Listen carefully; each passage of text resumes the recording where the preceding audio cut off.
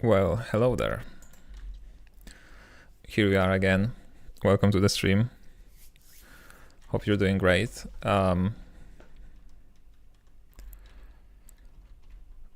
So today we're gonna be continuing the work on moving platforms. Hold on, let me just send a notification because I forgot it again. Okay, so last time we added some moving platforms that follow a certain path. Here's one of them, just going back and forth.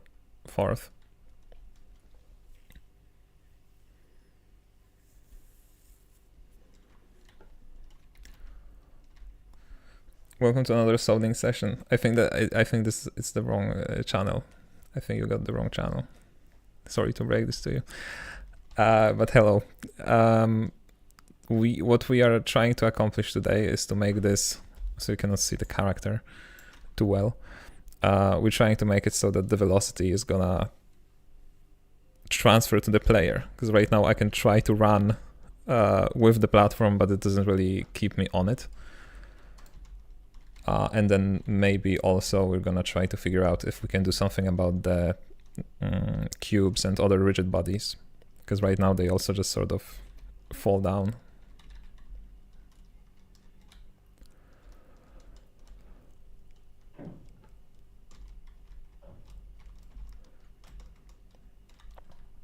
Okay.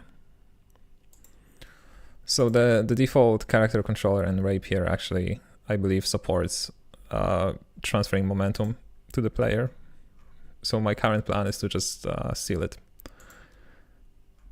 as we do always.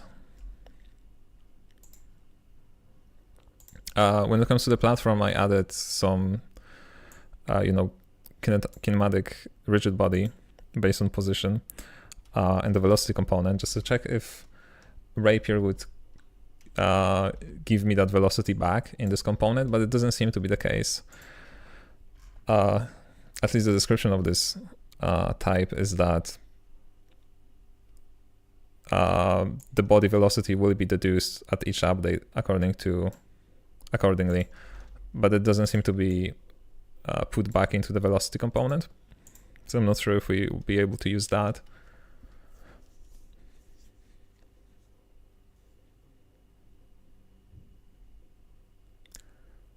Wasn't it set to start in 2 hours? Not that I'm complaining.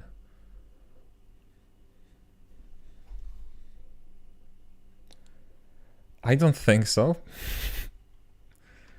Hold on a second.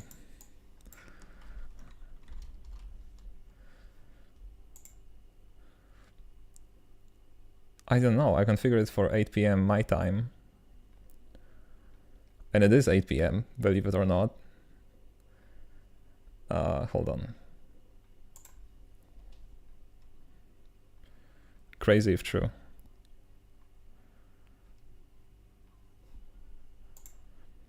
I don't know if I can check that now that the live stream started.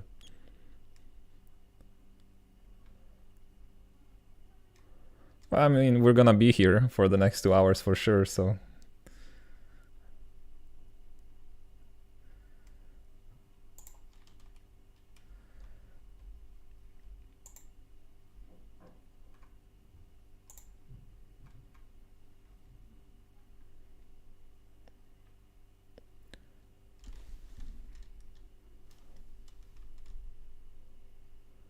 Okay, so here's the thing.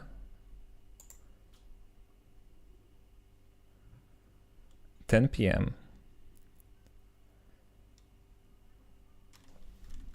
Oh my god, it was scheduled to start in 2 hours. I'm stupid.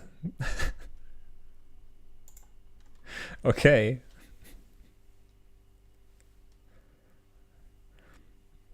It said 4 p.m. for me, and it's 2 for me now. Okay, I mean, I guess.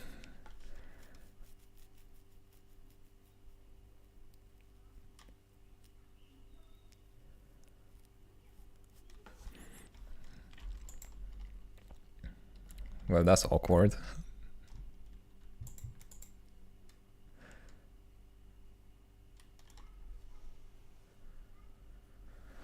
I noticed a bug from your last stream. Not sure if it was fixed. You were returning from a system too early, I believe.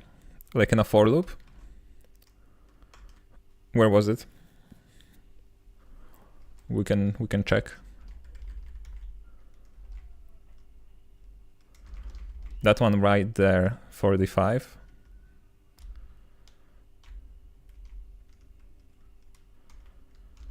Yeah, I want to break, right?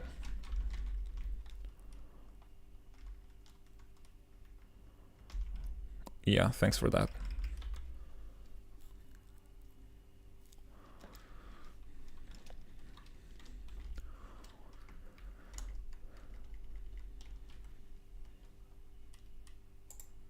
Yeah, okay, all right. I mean, okay, I guess we're just gonna continue the live stream then.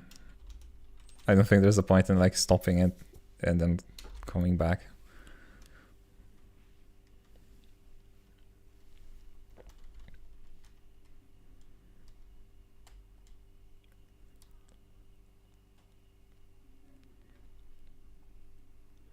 So it turns out I scheduled it for 10 p.m. which for some reason my 24-hour brain interpreted as 20 and not 22.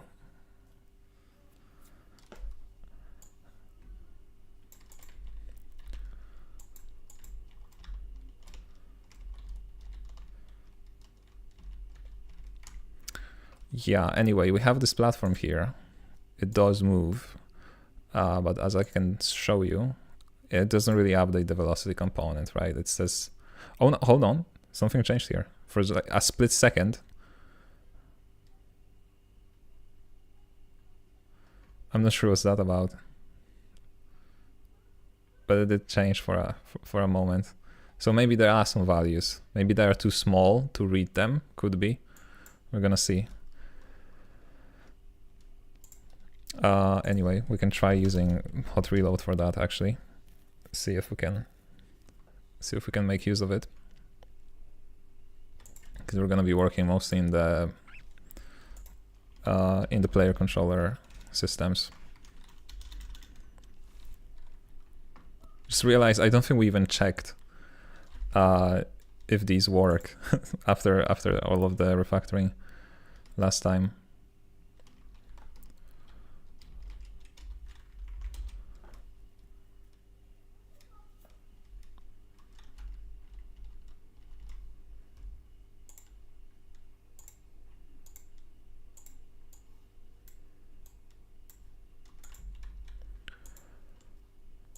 Okay, so we want some free run state, I suppose. Not even free run state, actually.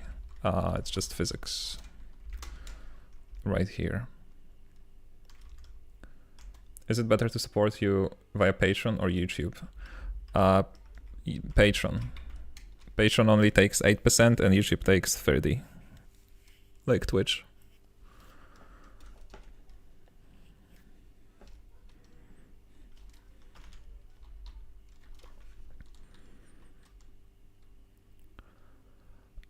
Okay.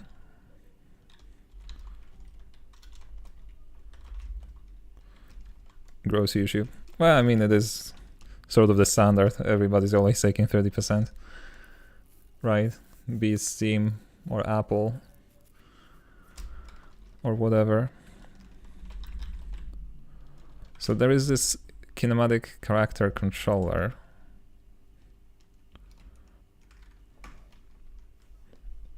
Hi, hello. Welcome to the stream. Gross capitalism.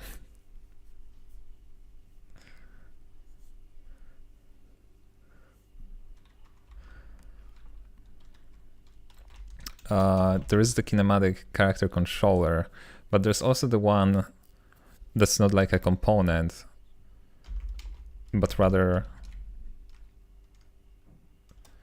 yeah, that's it. It's just like an internal rapier struct, not related to Bevy.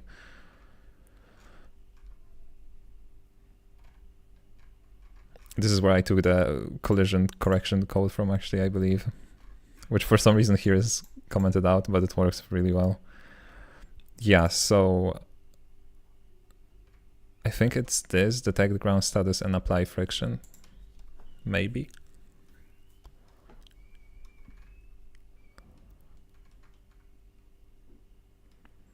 It's colliders with A, B intersecting A, B.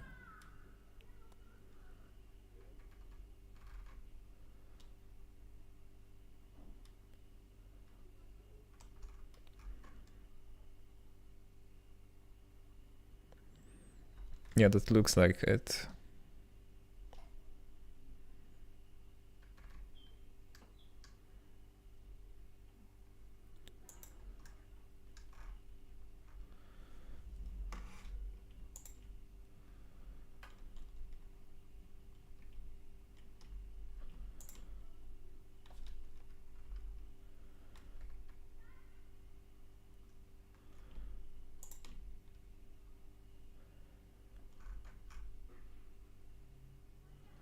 Okay, so first time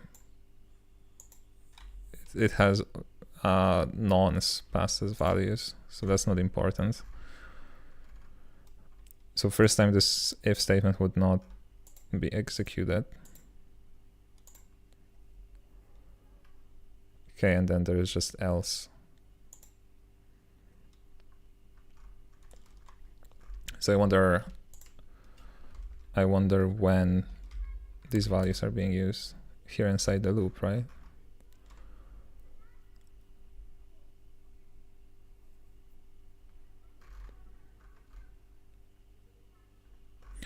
Okay, so this is something that I do as well, right? It's just a while loop that tries to move the player in whatever direction.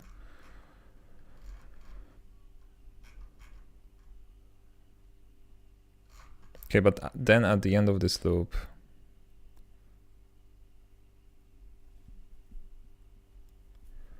they update grounded using this.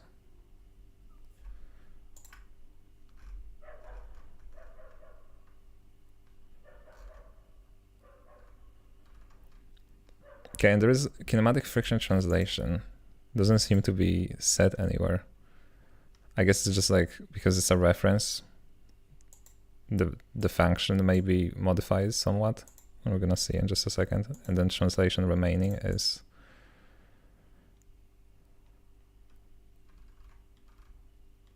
yeah, they're just keeping track of the vector left to transition the player.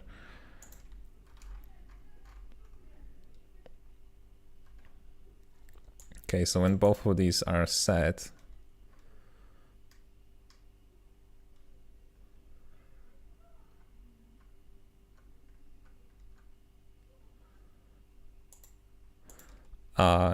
it iterates over the manifolds, right? Which is like a group of contacts with a specific collider.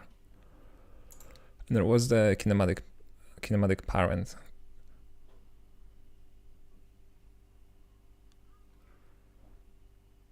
Okay, so that's just the rigid body to which this collider is being attached, right? I'm assuming.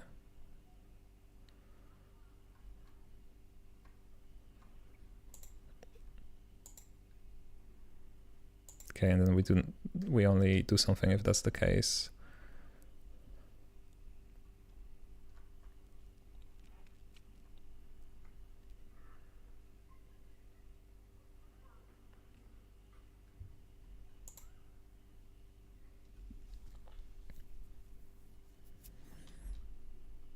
What is prediction?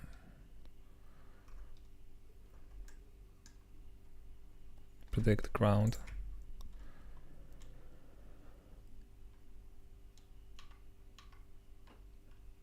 Okay.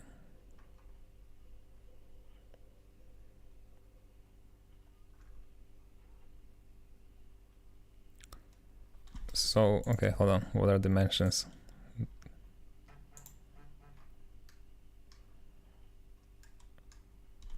Compute dimensions of the shape.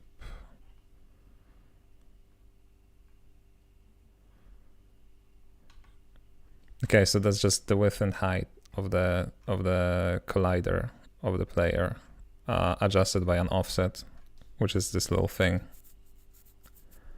that we also have because I also copied it,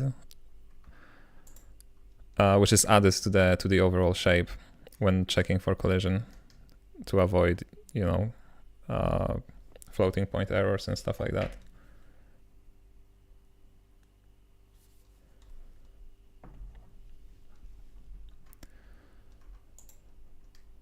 Okay, so we iterate over all the points in the manifold. And then if contact distance is less or equal to the prediction,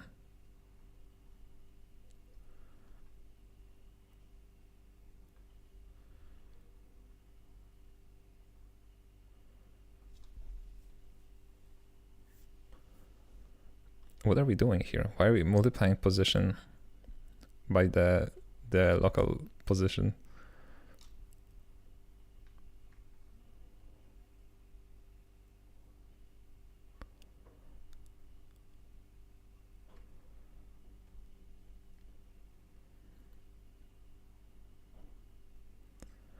Oh, and then we're taking velocity at point. Okay, I just realized something important, which is the fact that, yeah, if a rigid body is like rotating, there's also going to be a problem that needs to be accounted for, because it's not going to have like a constant velocity, right? It's going to be angular velocity, which I guess we can solve by just never rotating the rigid bodies. But I guess if we can just sample velocity at point, if it's that easy, knowing the kinematic parent, we can just take the velocity at the point. Why is it a multiplication though? That's the most interesting thing here.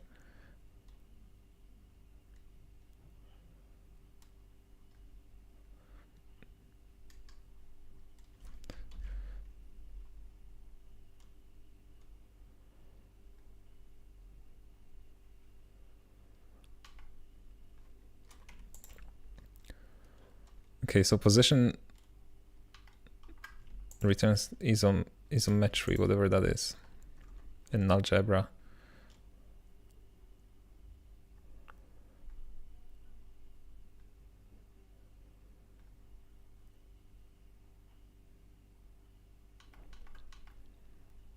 Yeah, so my guess would be that this is just matrix multiplication, right? Or something along this way. Like, if this is the world space position of the collider, and this is in local space of the collider, then I'm assuming that somehow multiplying this gives us the world space position, which we sample, which we use to sample for velocity, right? So we get the target velocity.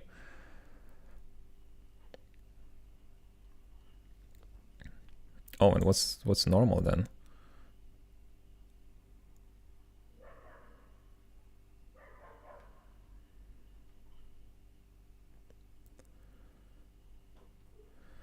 Normal is the normal of the contact point.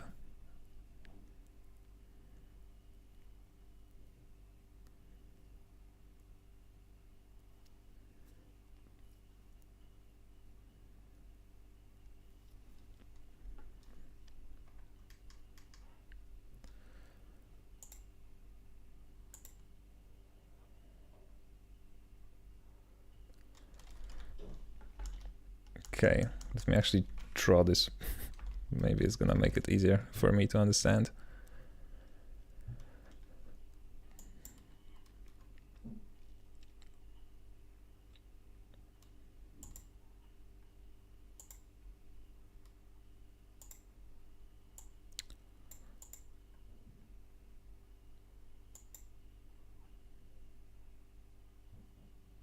Okay, and then we aggregate the position in the manifold center, which we then divide by the number of contact points.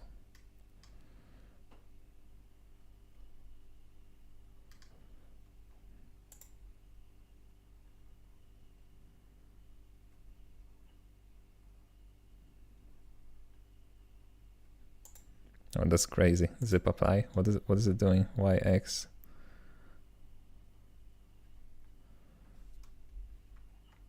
Replaces each component of self by the result of a closure F. Applied on its components joined with the components from the right hand side.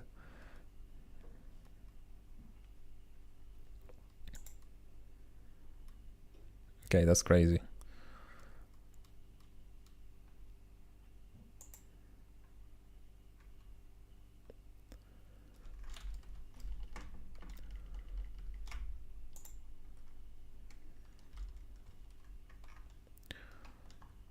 Let's figure out the velocity first in this for loop though.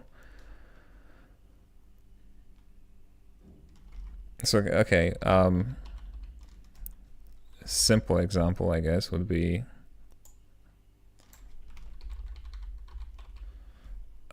just a rectangle, right? With the player standing on it. Let's say that, you know, the rectangle is moving like in this direction for some reason. So then what we do have here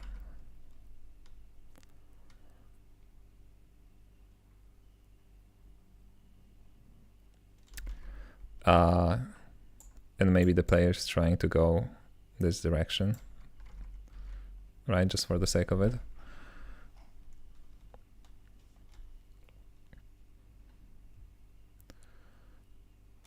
Okay, and then we target velocity is gonna be exactly this in that case, because the rigid body is not rotating, so that would be, you know, the same thing, just here, measured from the contact point. It doesn't matter because it's a vector, of course. So now normal is gonna be the normal of the contact, right?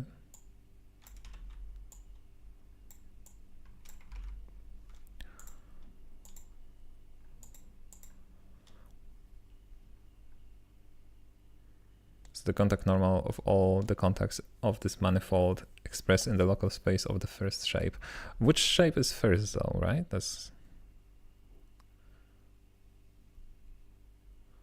It seems like that would be important. Or maybe it's not. Maybe it's not important. Because we're iterating over what? Over manifolds, which we get from this function.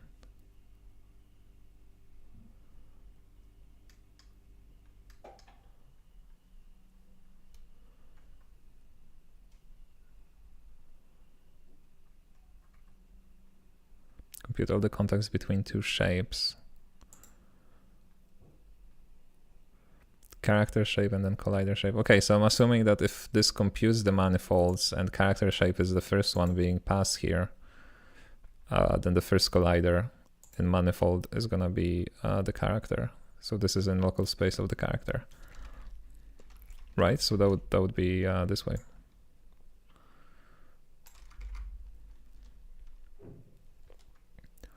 I mean, it makes sense because that's why we use the character's position, I suppose.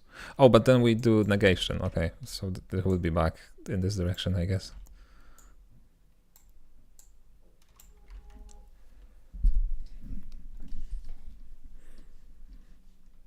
I guess it's because we don't even know the position. Oh no, we do know. Here it is. Okay, and then collider's position is being multiplied by P2 and not P1, which means that I'm probably right about which collider is which. First being the player and second being the collider. Okay, we have the target velocity, we have the normal, and then normal target MVT, whatever that stands for. It's gonna be target velocity dotted with the normal. Okay. Right, so in this case, it would be something like this.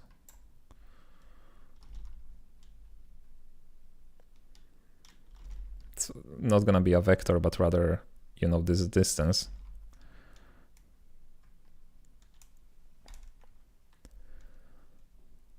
Multiplied by delta time, okay. And then normal current MVT is gonna be translation remaining dotted with the normal. Okay, so in our example, unfortunately, there's gonna be 0. But I kind of want to see how it's gonna affect the result. So let me maybe get rid of this.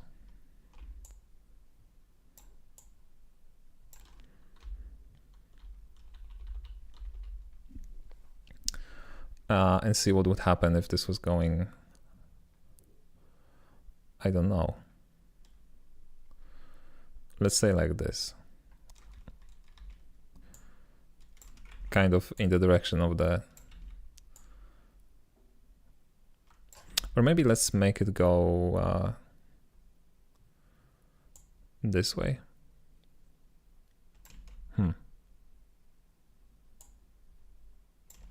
Oh, this would make a lot of sense.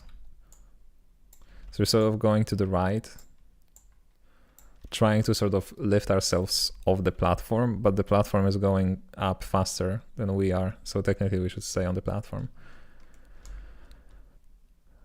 So then this normal current MVT would just be this, right?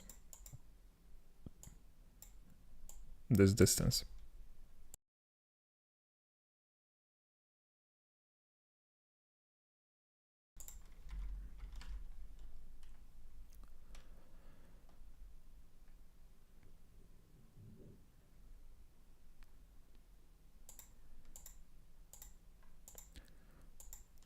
Okay, and then we subtract the 2.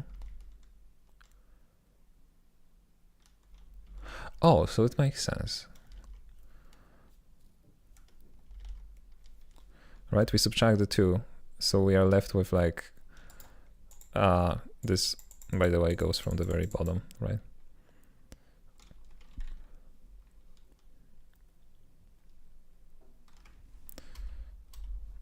So we sort of, can maybe I cannot really move that, but let's try anyway.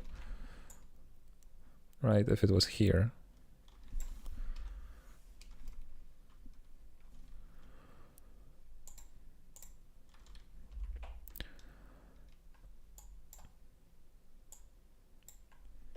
We would just subtract this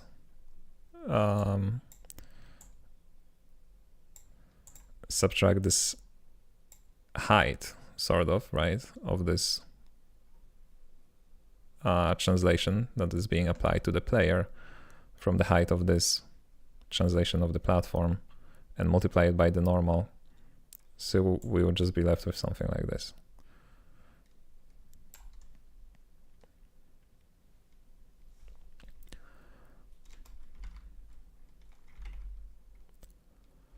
Okay, but this, as long as we're only multiplying this by the normal, this would only result in like perpendicular velocity change, right? I wonder what makes it stick to the platform, if anything. Maybe that's not actually a part of this algorithm. Maybe I misread.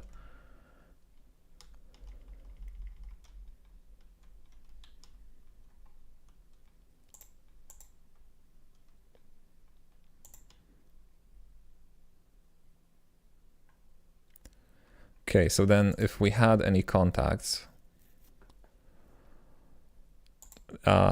we then sample target velocity at the center. Okay, so we just average it.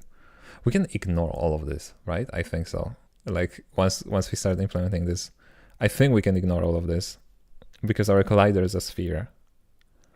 So I'm pretty sure that all manifolds are just gonna be 1 point. I don't think there's like a possibility to have 2 points when something collides with a sphere, unless yeah, because you cannot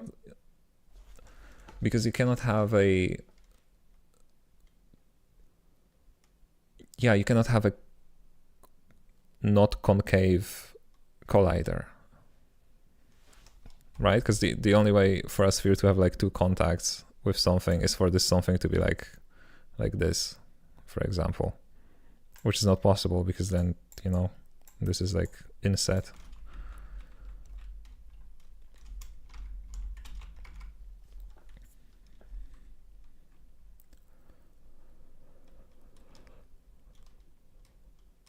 Although we are using polylines now as I think of it.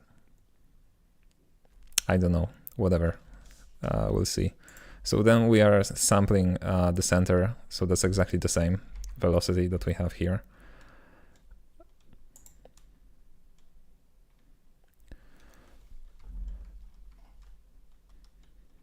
Okay, and then once again, we get. Also, what's weird to me is that we multiply this by delta time.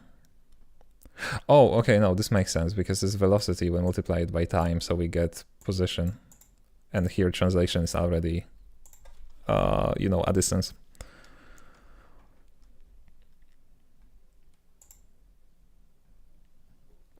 So target platform MVT,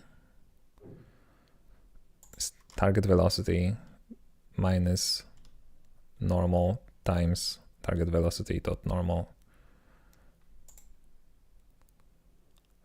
That's a really roundabout way of saying what I think it says, right? Because it seems like all it's gonna do is it's just gonna take the perpendicular component like this. But I'm not sure. Hold on, let me just analyze this. Because normal times target velocity dot normal, that's gonna be this. That's gonna be the component that's parallel to the normal. And then we just subtract it from target velocity, right? So we will be just left with the other component. I wonder if it's like faster, right? Hold on. If I were to write it as, oh wait, hold on. Okay, because it needs to, I see. It needs to work in 3 dimensions, I think. But this is why it's written like this. Because like if I were to write this, I would just use like, you know, I would turn the normal into something perpendicular to the normal. But that's not, you cannot do that in 3 dimensions. So I guess that's why they do it this way. Okay, so this is where the perpendicular component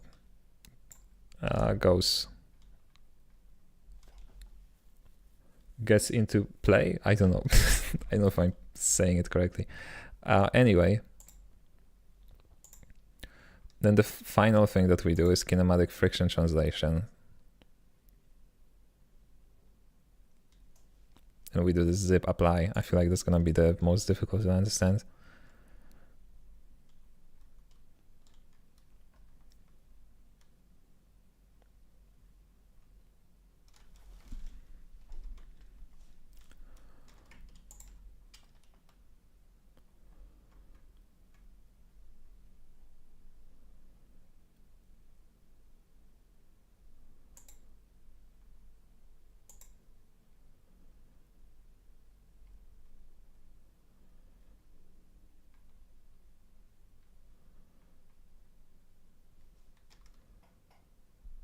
Comes into play is the expression. Thank you. Yeah, that's what I was looking for.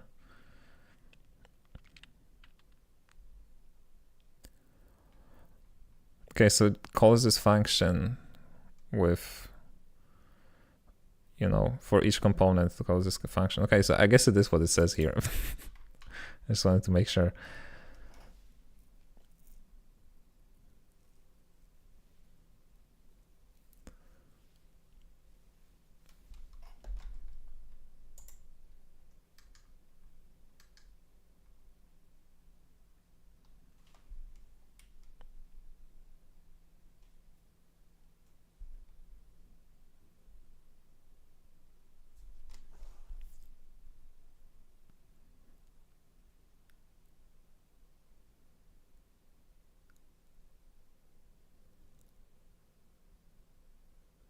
What messes me up is that they represent like vectors using matrices, right?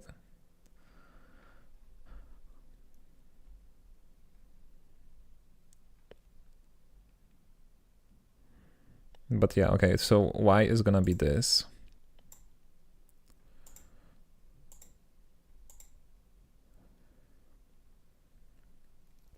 And then x is gonna be this. So this is called tangent platform MVT. So I guess I should have read that name before figuring it out. So if the absolute value of x is greater than the absolute value of y, we assign x to y.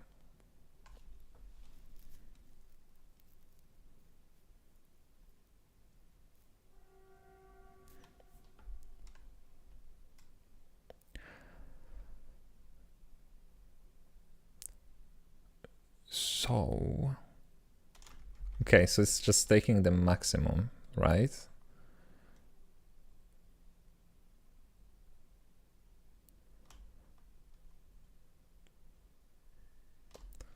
So it's like if we have vector A and then we have vector B, maybe like this. It's a really weird operation if that's the case. So it's gonna be like, okay, we're making a new vector. The y component would be the biggest of these two, which is this one. And then the x component would be the longest of these two, right? Which is this one. So it would be like that. Ooh. Yeah, but it may do something different when these are matrices though.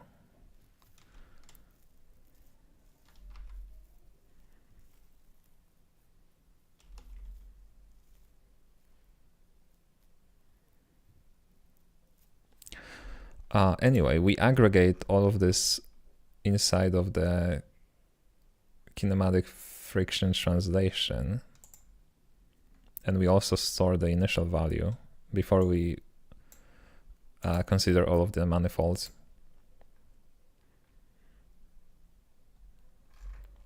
I guess all of this doesn't really matter because, oh wait, no, when do we ever reset this? No, we don't. So it's gonna be aggregated over the entirety of this loop, is it not?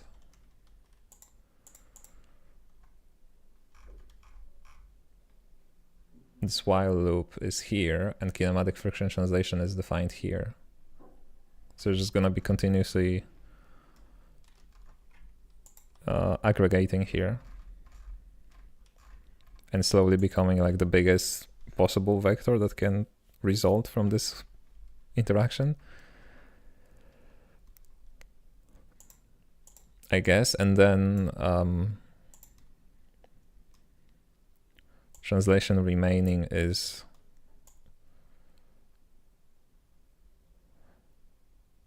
okay. That's silly though, because we just get the difference between the two.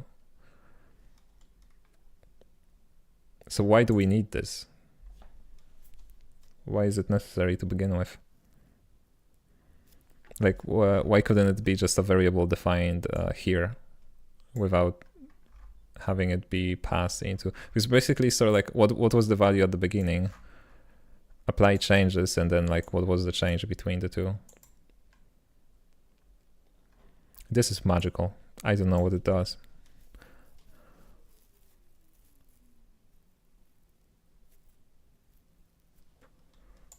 Can I blame this? No, I cannot. Would be cool if I could.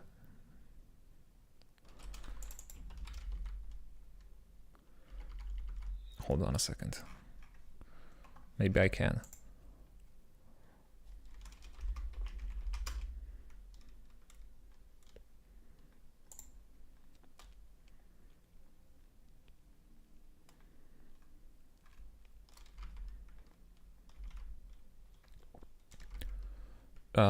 Is this the correct file? I think so. Character controller, yeah. Which line is this?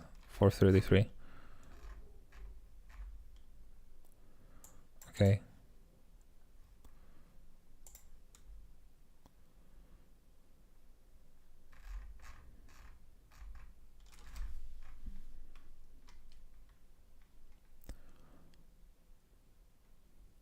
Add a character controller implementation. Oh no. Oh no, so it was here from the very beginning.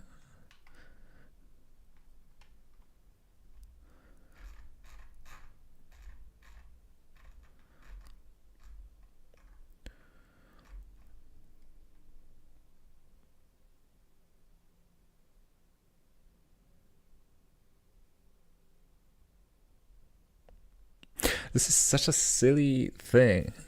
I mean, not silly, but like difficult to understand, I guess.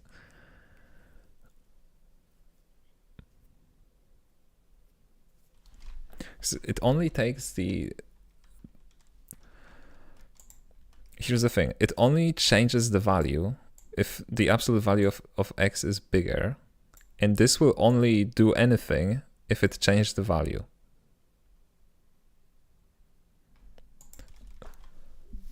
So it will ignore any translation that's not bigger than what's already been applied.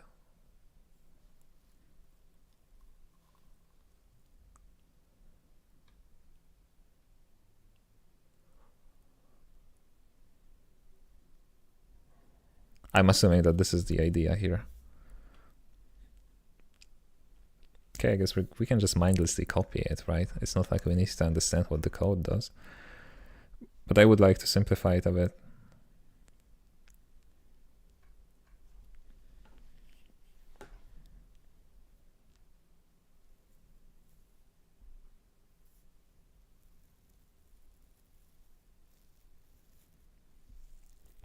Like, it is interesting to me how when it comes to the displacement along the normal, we care about every single point in the manifold, but then when it comes to the actual, tangential displacement, we only care about the midpoint, like the average center of the manifold.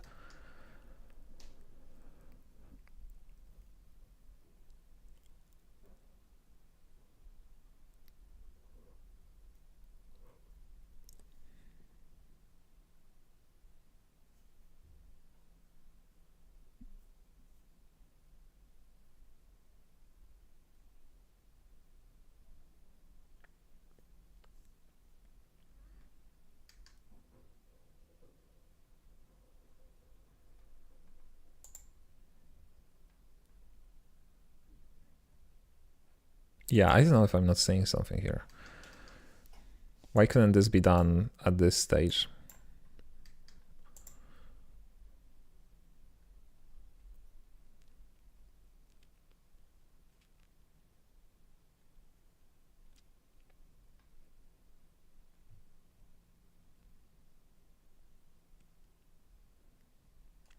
I feel like this would accumulate if there are like multiple points in the same manifold. Right, and we're calculating this thing for each of them.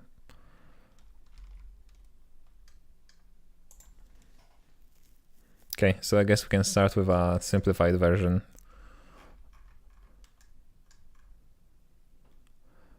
First, and then if it's not gonna work, we're gonna go for like the full experience here.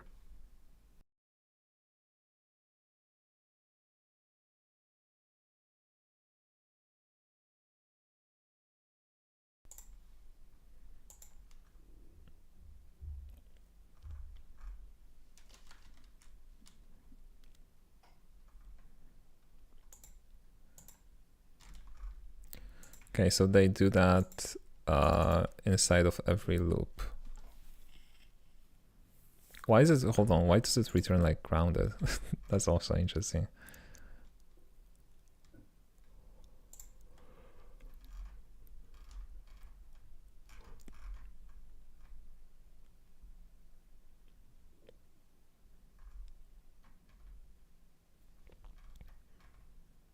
Okay, I guess it's not important. But we do need to do that on every iteration. Okay, so let me just yank this whole thing. Why not?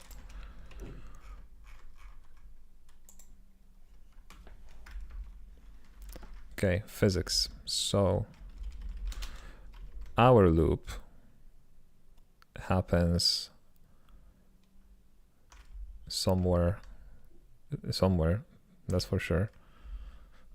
Wait, I think I missed it.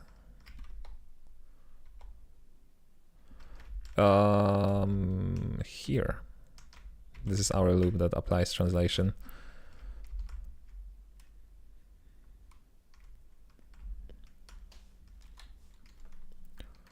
And we only want to do these things if we collide with something.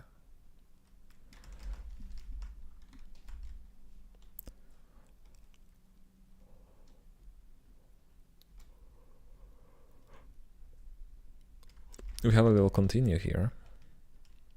I think this is This is for cases when we are sliding down. I guess we can ignore this for now.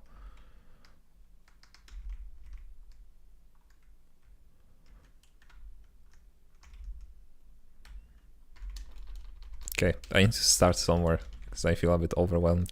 Let's just put it here and not care too much about that. Okay, so it's not going to be queries, it's going to be context, if we do have access to that, right?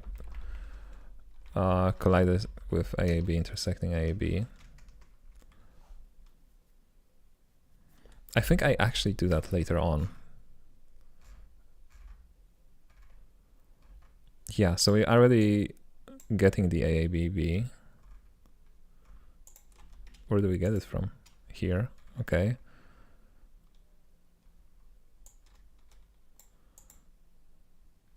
Yeah, so I'm just gonna move it before this for loop.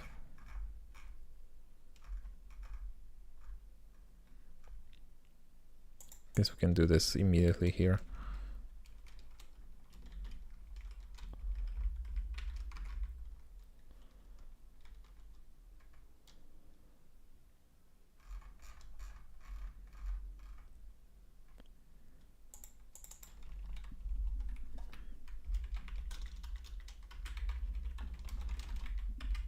Okay. Oh, and now handle is actually entity. Yeah, there's a whole bunch of mapping back and forward that needs to be done. Back and forth. Between, like, you know, the ECS and Rapier.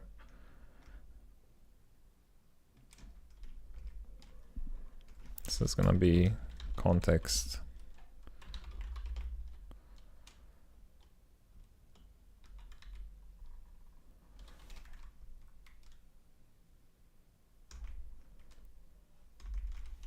How do you do that? Entity to collider.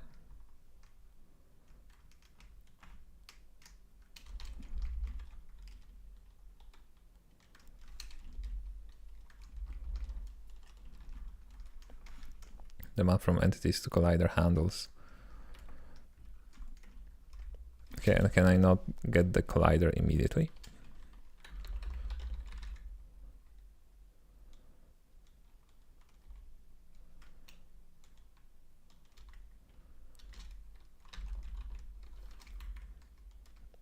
Okay, then entity to collider,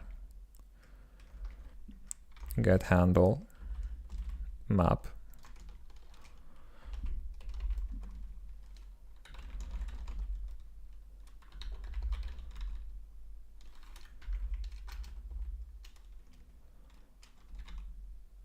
Colliders get the collider for this handle, right?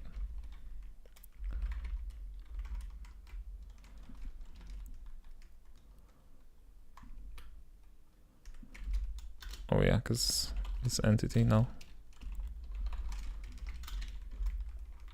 So I'm gonna disable building for now because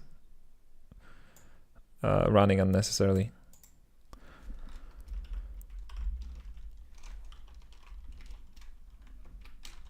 It's a reference, okay.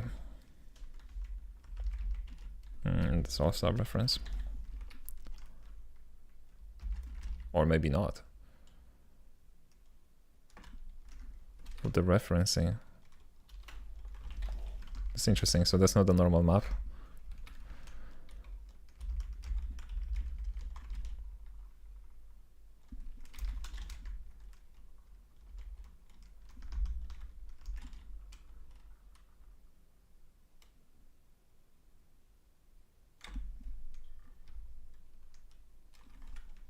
Wait, what do you mean by that?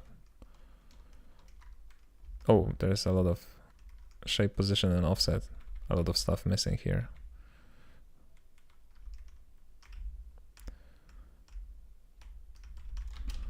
We also need this, I guess.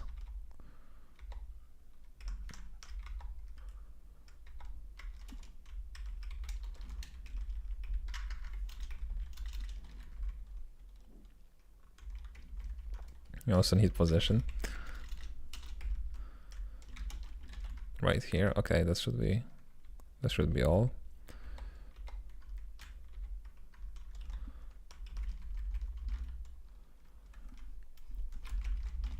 So you expect me to give you what? Bevy render primitives AABB.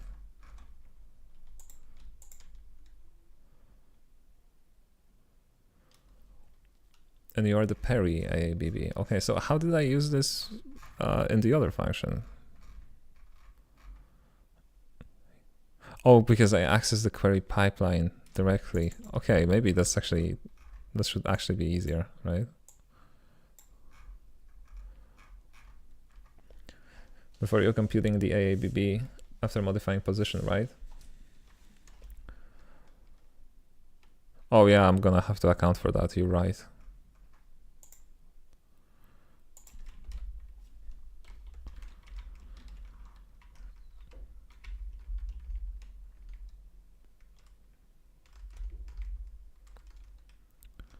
I wonder though, I wonder if they do that.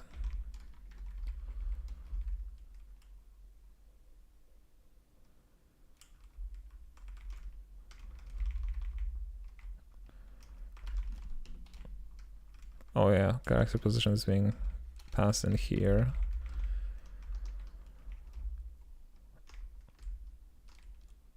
Yeah, okay, so we're gonna have to do that as well. Can you not do this moving platform stuff inside your existing colliders with AABB call? No, because they do that.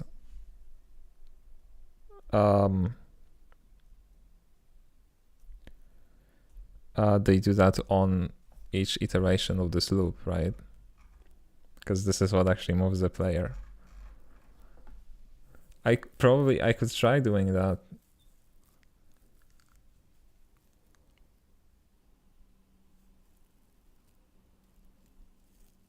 Actually, yeah, that would be much simpler.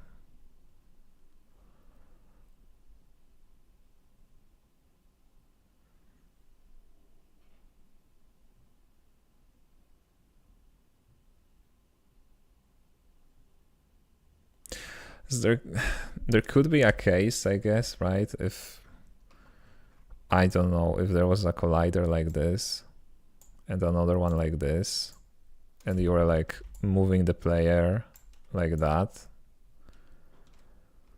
there would be a case where like after this slide you would end up only colliding with this new thing, despite the fact that like this was moving up, for example, right?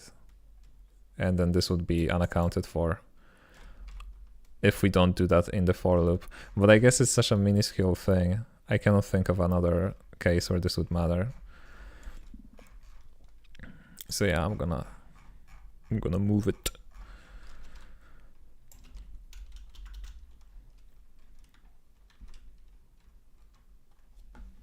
I believe I can actually just can I do it from here?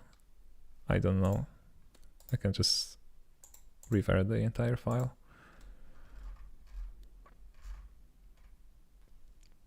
Okay.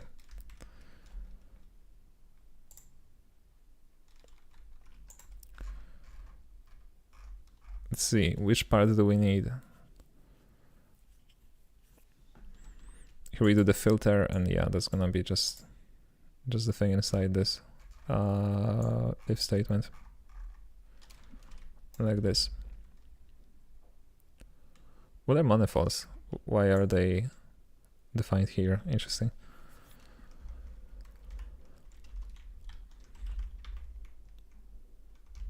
Yeah, so this is my filter.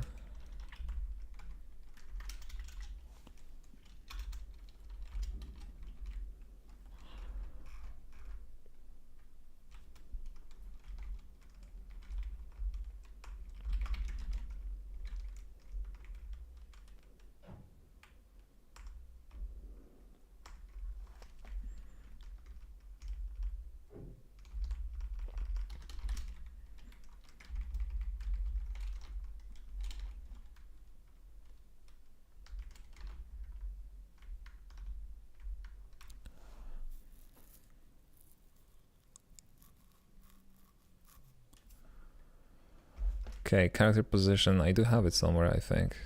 Yeah, it's gonna be shape position, I believe.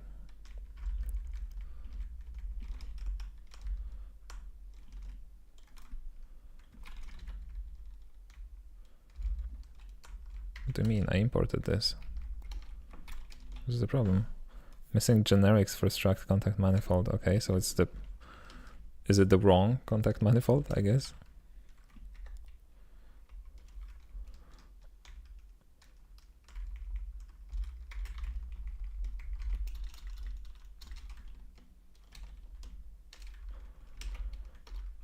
This is gonna be the rapier geometry one. Okay.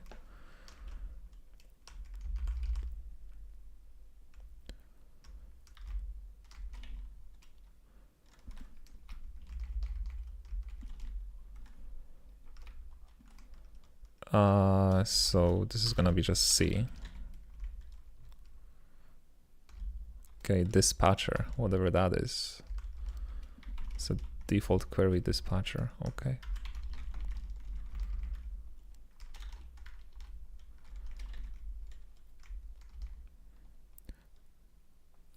Character shape, that's gonna be just scaled shape, I think. I hope. Oh no, don't tell me that's private, please.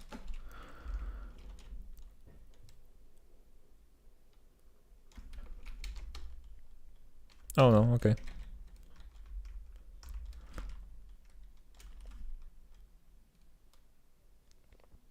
Compute all the contacts between two shapes. Yeah, that's the same function.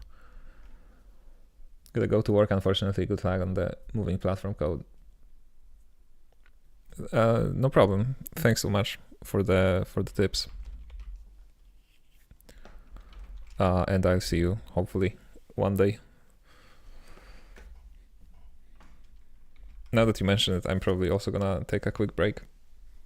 So I'm gonna, I mean, a bit shorter than going to work, I guess, but yeah, I'm gonna be back in 5 minutes.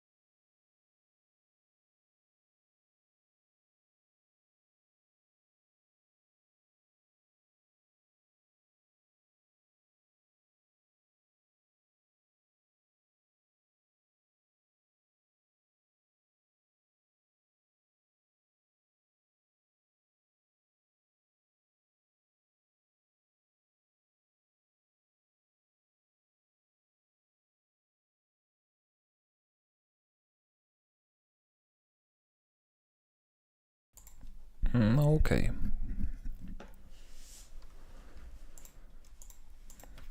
We are back. So, scale shape, what is wrong with that?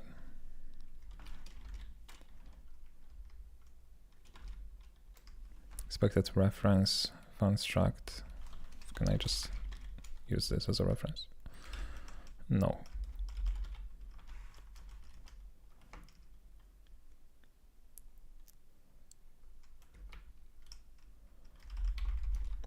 So you want dynamic shape and scaled shape as a collider, okay.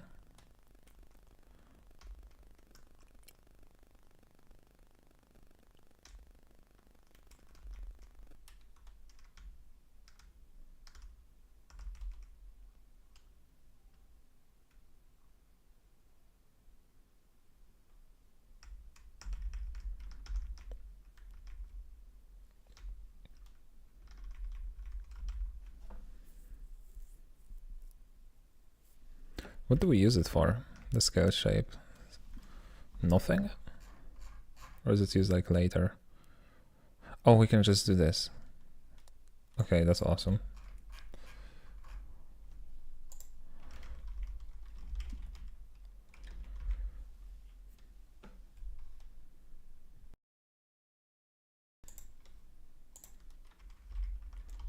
This is gonna be C. Okay, prediction. I'm gonna check because maybe I'm already using it and I don't even know. Yeah, prediction is just offset.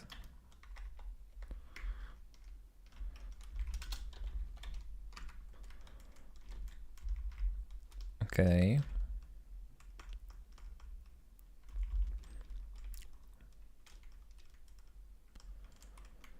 So I'm not gonna be using this if statement.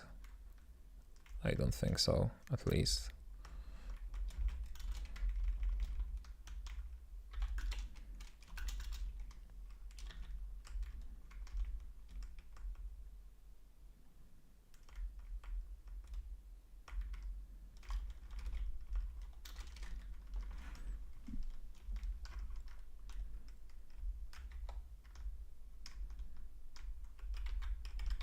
Okay, I messed up something. Hold on. Yeah, what have I done? There's the else. Oh, I shouldn't have removed that other closing bracket. Just this statement. Okay.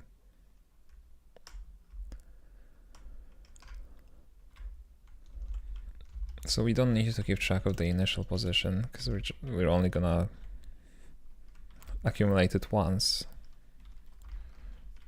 It's gonna be C.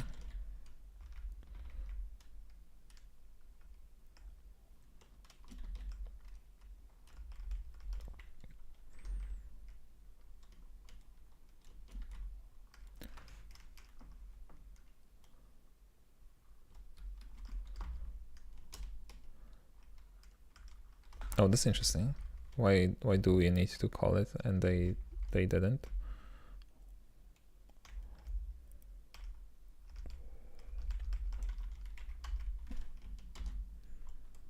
Oh, because that's only public to the crate. Okay.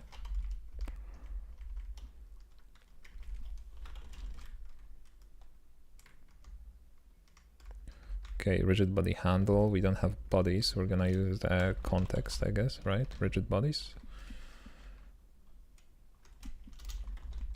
Just bodies.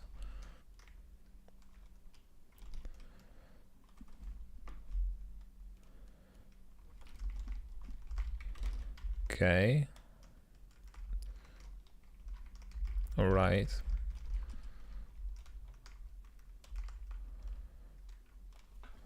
It's grounded at contact manifold. We don't need to do that for now.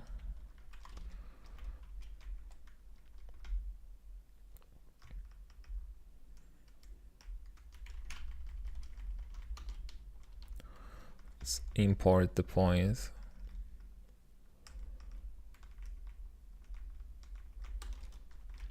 From algebra, I suppose.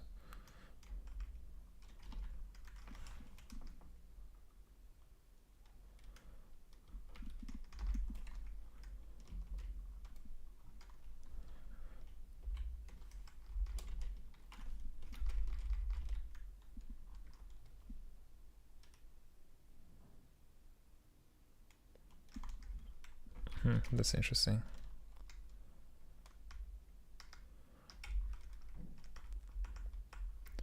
Okay, but character position is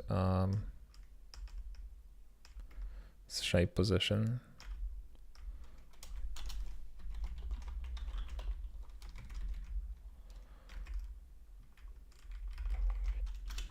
Prediction is offset. Collider is C.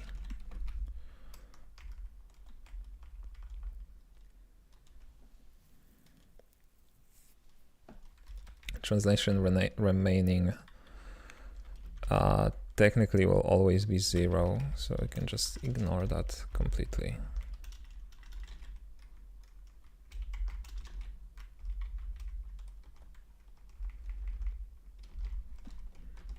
Yeah, and now we're gonna have to accumulate it somewhere else.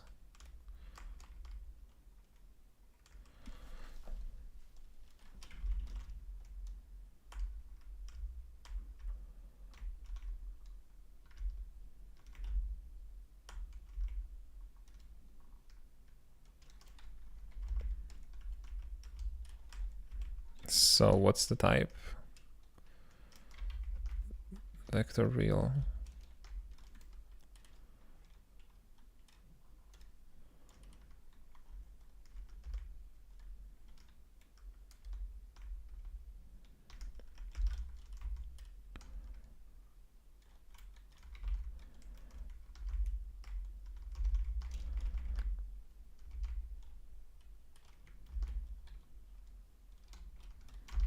Okay, let's see if I just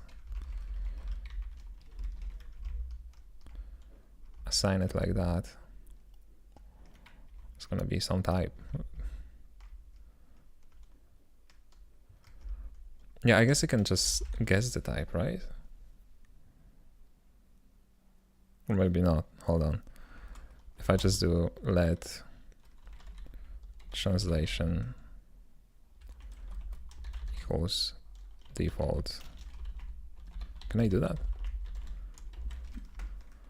And then just let it figure out the type by doing this.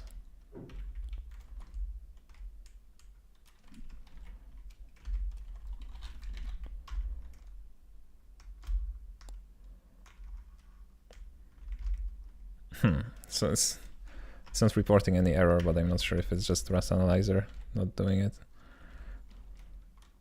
Yeah, because it is unknown. Okay, I'm gonna come back to this.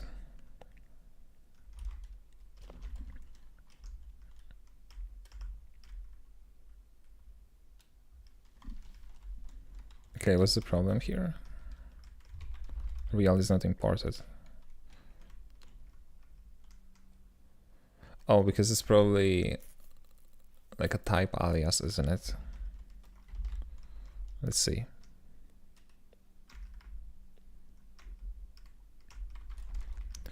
What are you? I'm assuming F32.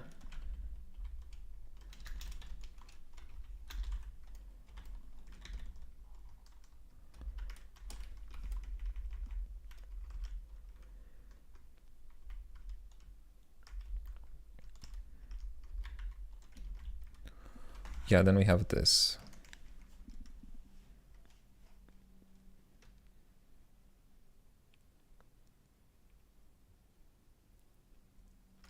Kinematic friction translation. Wait, I feel like I'm missing something. Translation remaining is being modified here.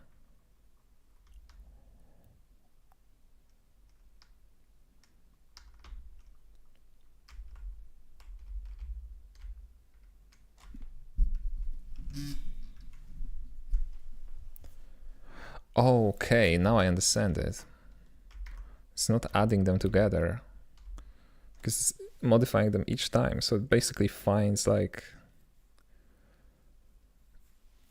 the minimum offset that we need to escape the collision with this object. Right, so if there are like multiple contact points. And then maybe this one is like this for some reason.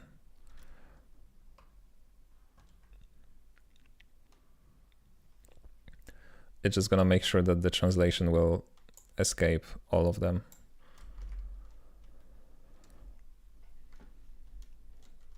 Okay, so I shouldn't have removed that. if that's the case. Let's steal it back.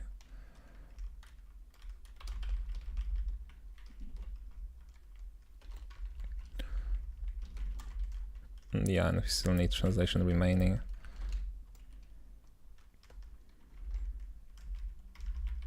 Okay, so translation remaining is this, which is vector. The vector is vector 2.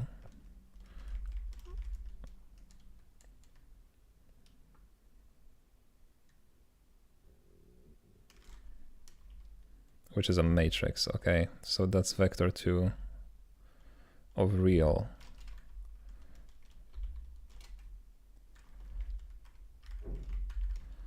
Let's see. Can I use that vector 2? Oh, I can, okay. And that's gonna be F32 because that's our real. And can I maybe do like, oh no, that's a type. Can I now do this? Yeah, okay. We don't want to dereference it. Okay. It's going somewhere.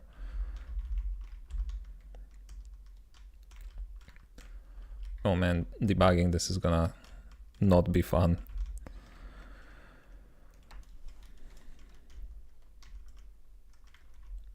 So in this for loop, yeah, we do this weird thing with this kinematic friction translation, which I'm assuming is the same thing as this in terms of the type.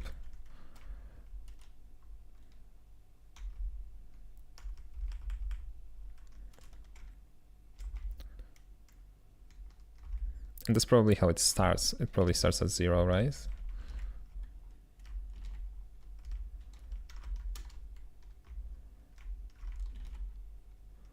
Yeah, it's vector zeros, okay. I don't know if that's the same thing as default though, so let me check. Yeah, I don't know. Let's just to be sure, let's use vector 2 zeros.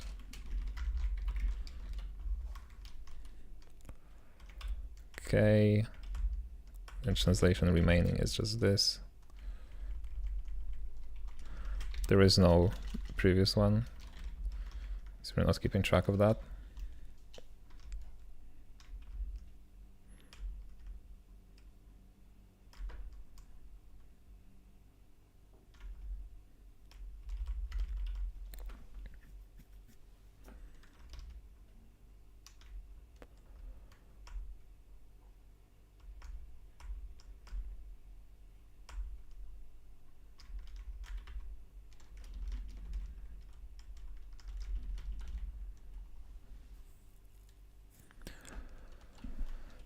Okay.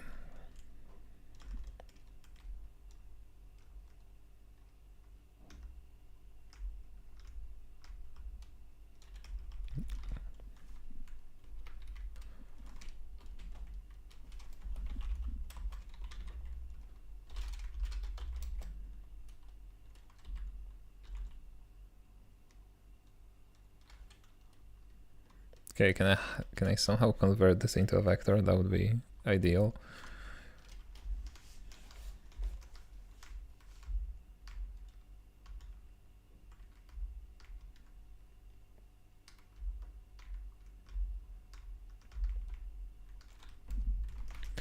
I mean, I know that I can multiply it by something, right?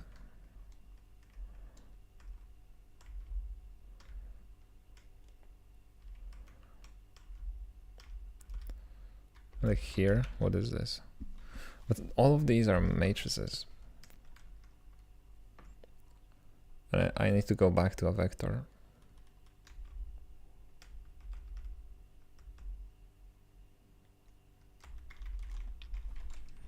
So vector 2 is a matrix of T. And then what's this? From to type enum. Okay.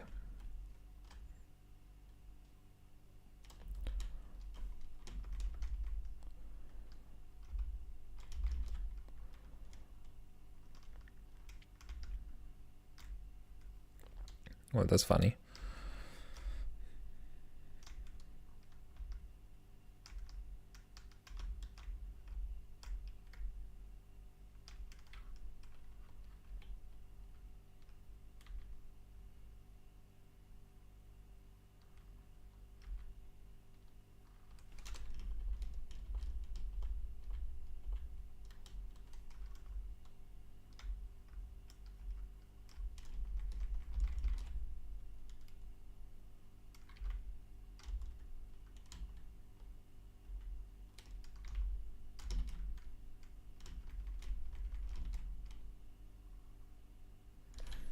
Okay, this is geometry.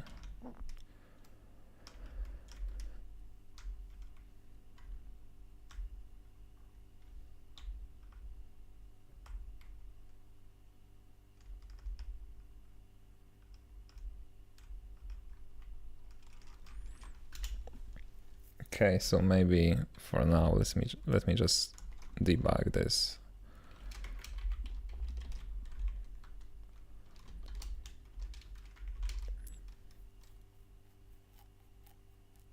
Just to see if we're even getting anything.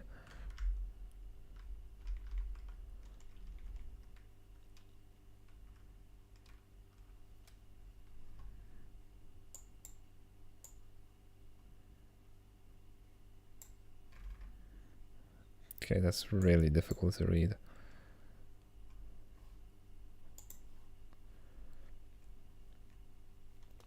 But it has an interesting form, right? Like it does look like it's just two values. How do we get them though? Can I just get like the row or the column?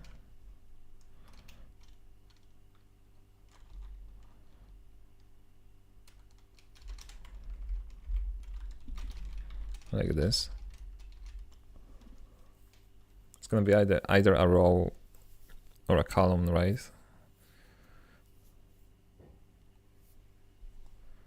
Oh, that's even worse. View storage.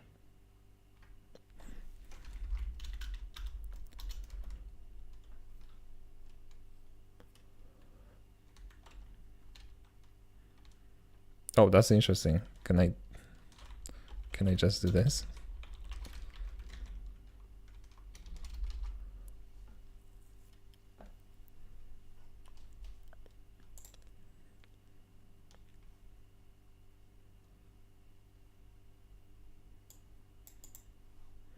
Oh no, but it returns the same output. Yeah, that doesn't help. That doesn't help at all. What if I just do X?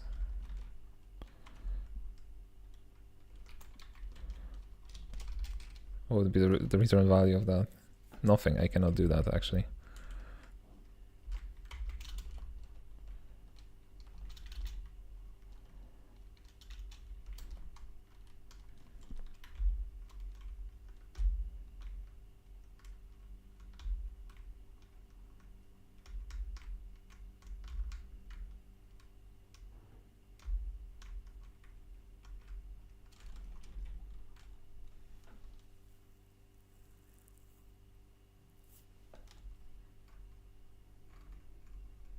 Was it showing me problems? I didn't care. I just want to. I want to see the documentation for this. What is get? Unexpected token. Okay, thank you.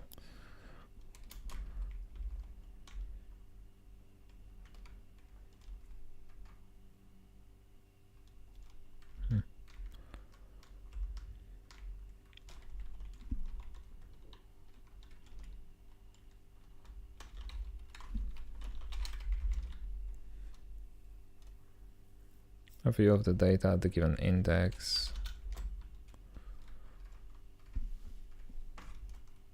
Okay, I guess I'm gonna Google it. Hold on a second.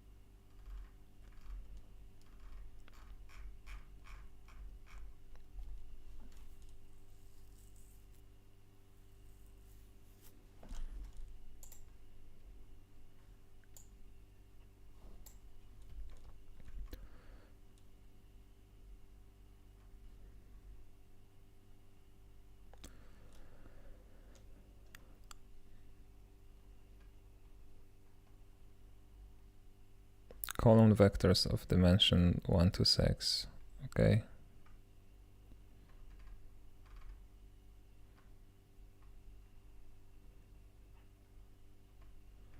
Matrix construction, that's not important. Matrix operations. No. Element modifications.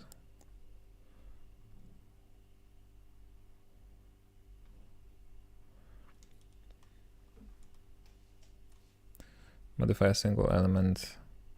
Set column, set row. Okay. Can I get column? No.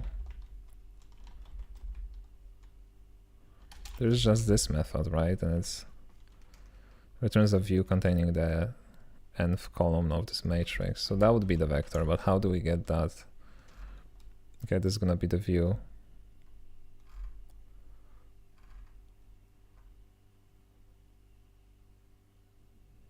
So with strides,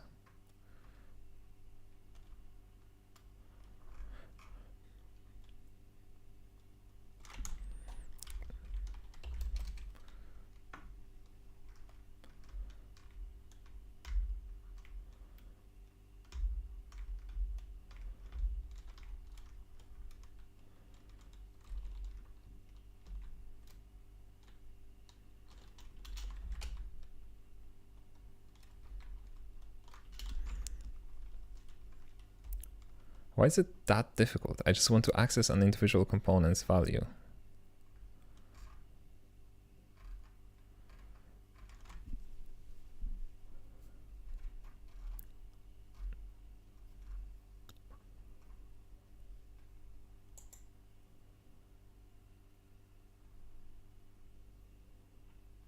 No, the composition, I'm not interested in that.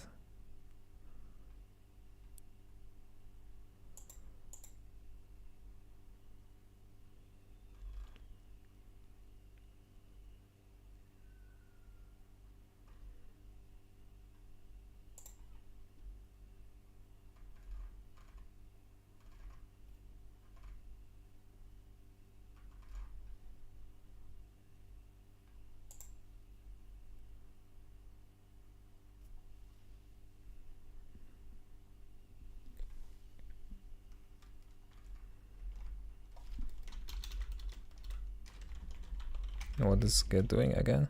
Produce a view of the data at the given index or none if the index is outside of bounds.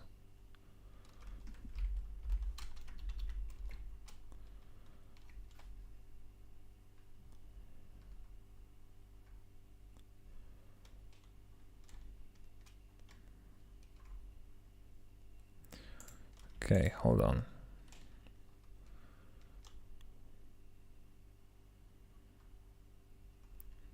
Silly idea, but technically I should be able to like look for. No, it's not gonna be real. Hold on. Vector 2 is using real. And then matrix is using T as the type. Okay.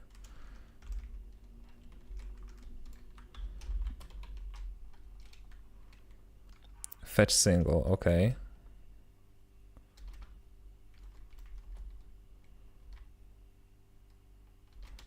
Yeah, that would be it. Fetch single. Where's my physics? Here.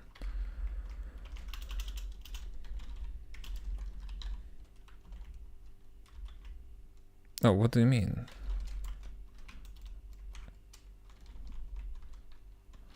What am I looking at then? What is this file? Oh, it's indexing. Okay.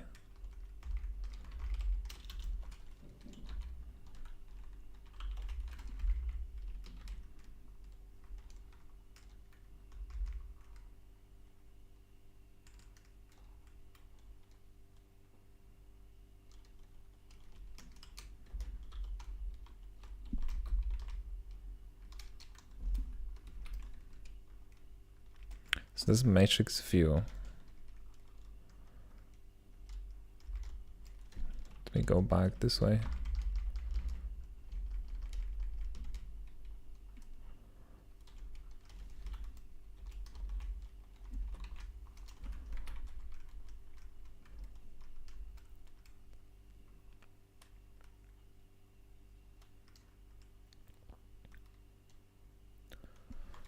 This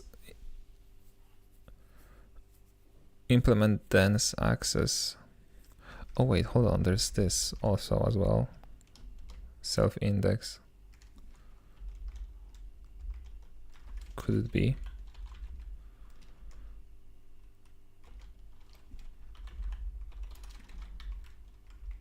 And that's a tuple.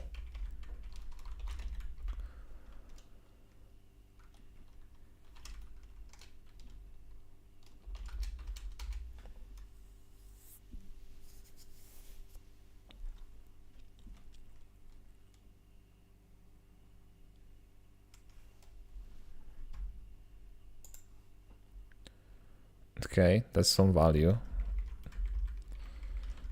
Let's see.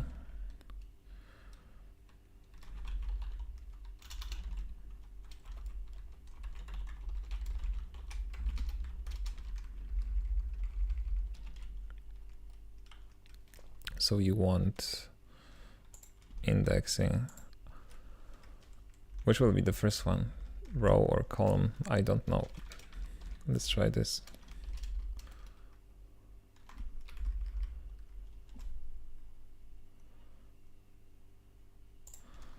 Yeah, the reference.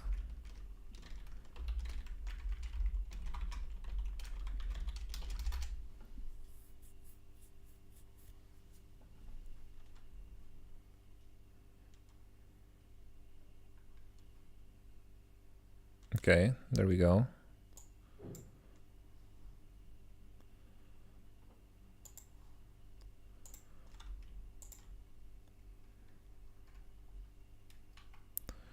I'm still not sure if it's actually gonna work correctly.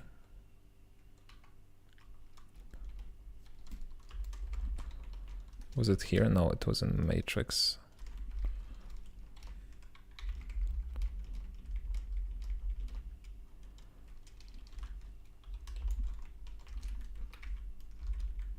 Okay, so row is first and then there's column. So that's perfect. Because it's gonna be the same column. Okay.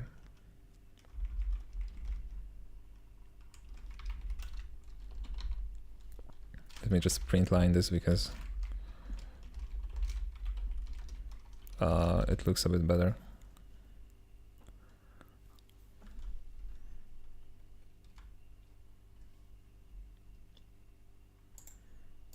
Okay, so the question now is it gonna change?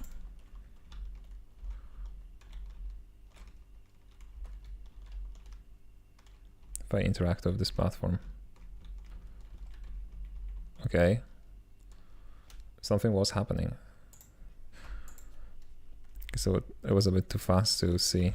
Whatever, let's just modify the position and hope for the best.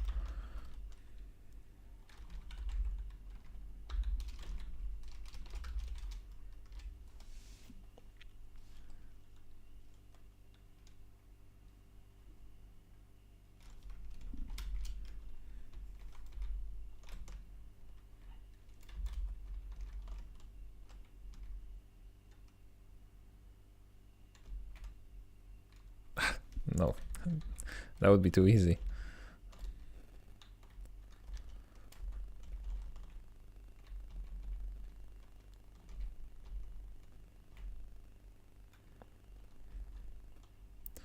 It is doing something to us.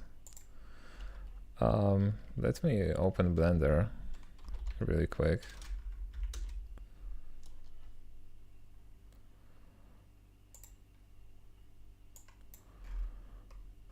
And set it up so that it's easier to test.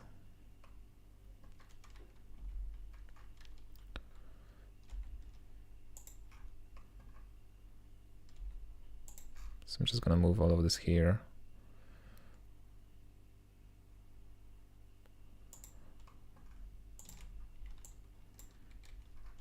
And then make this path a bit shorter.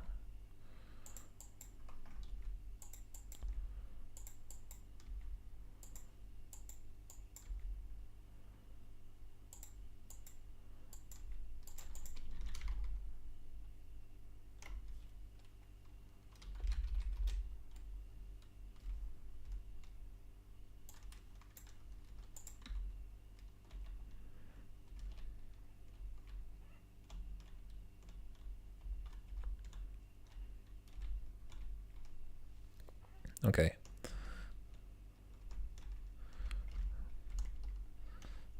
How about making it even shorter?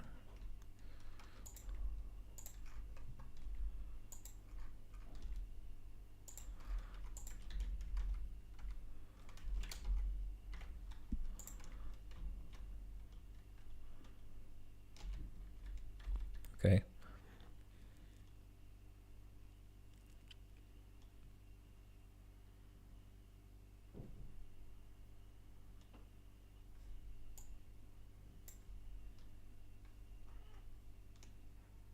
We are getting some values every now and then,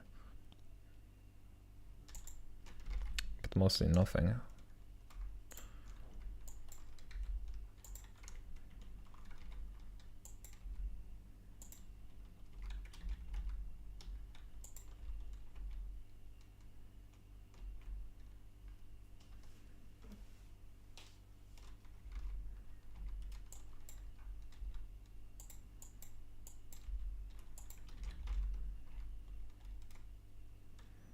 Okay.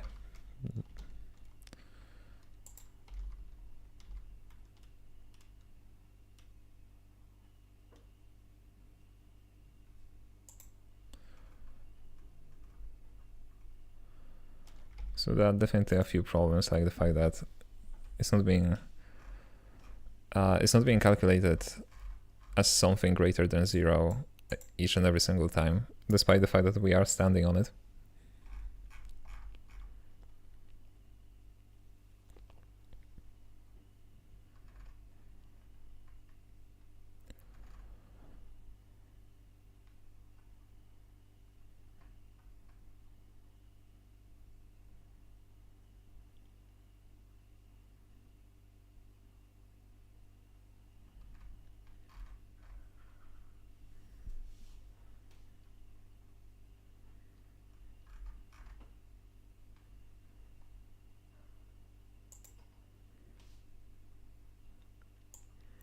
Okay, let's ignore this for now.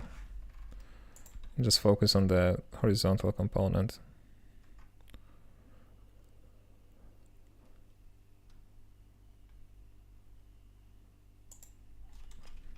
Yeah, let's try not zipping it, but instead just adding the result.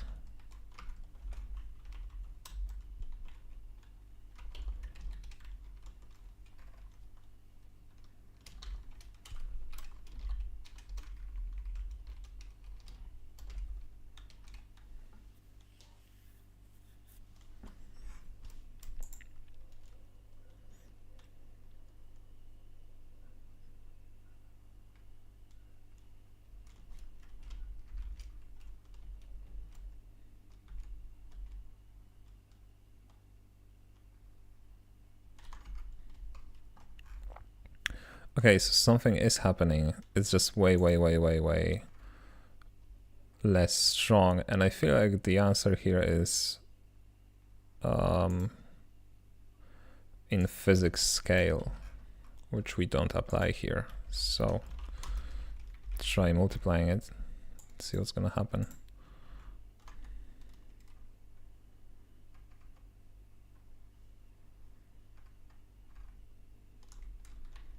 Okay.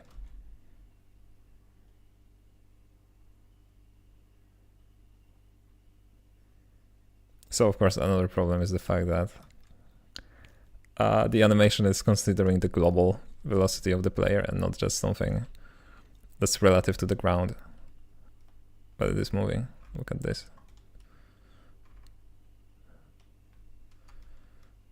Okay, let's get back to this.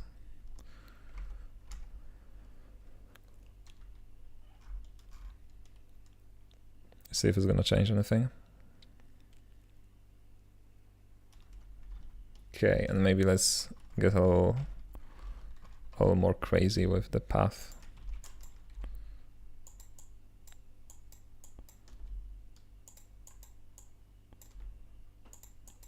Right, something like this.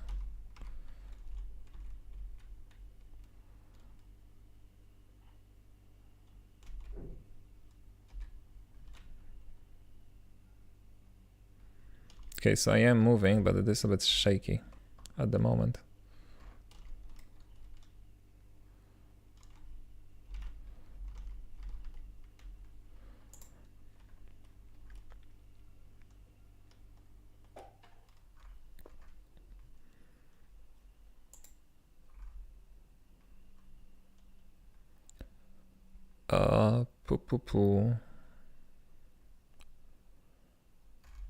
What about this? Could this be the key?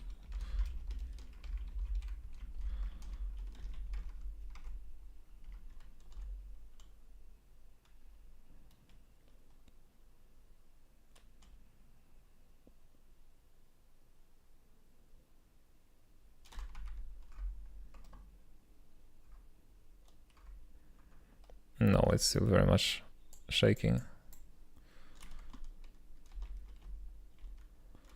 Ooh, that's bad.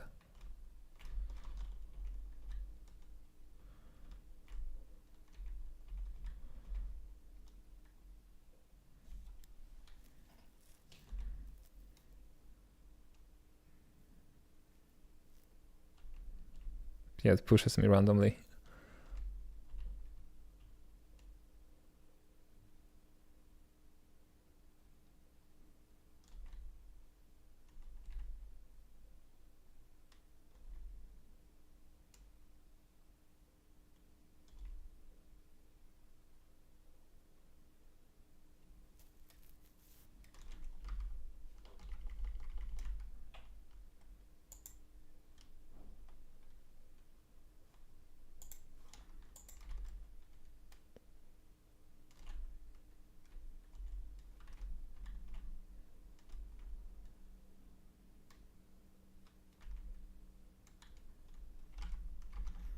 Okay, this is a bit weird.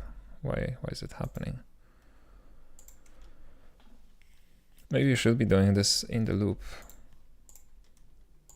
Let me see this. So this is being called once at the very beginning.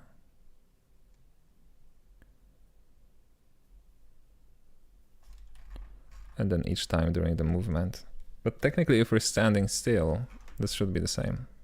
Because this will not happen if we are not moving.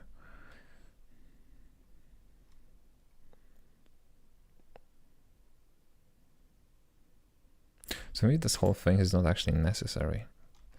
Hold on, because yeah, there's the minimum normal of the translation remaining. If we're not trying to move anywhere, that's just gonna be none.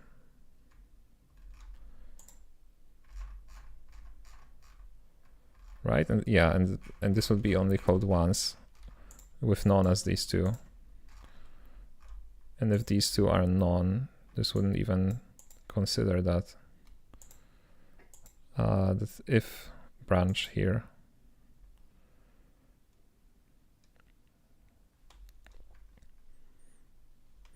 Okay, but then nothing would move the player.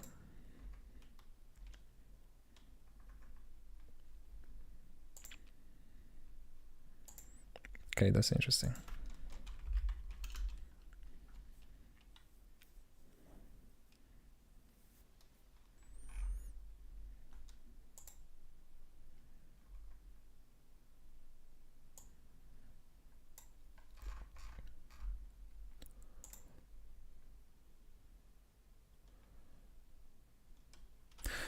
I wonder if we could just reuse this logic here.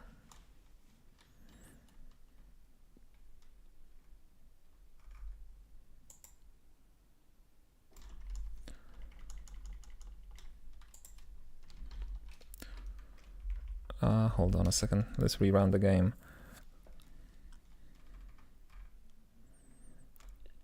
Maybe instead of like iterating over all the manifolds and stuff, we could just query the contact once and not really care too much about the rest.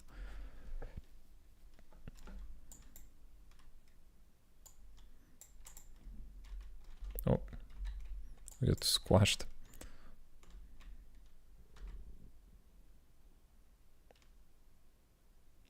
Okay, so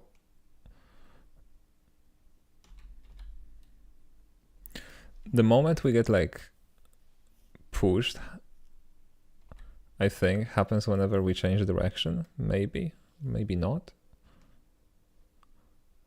It does seem this way, because another issue that we can be having here is that the platform, when is the platform being updated? Yeah, it runs in update. So maybe let's make it run in fixed update.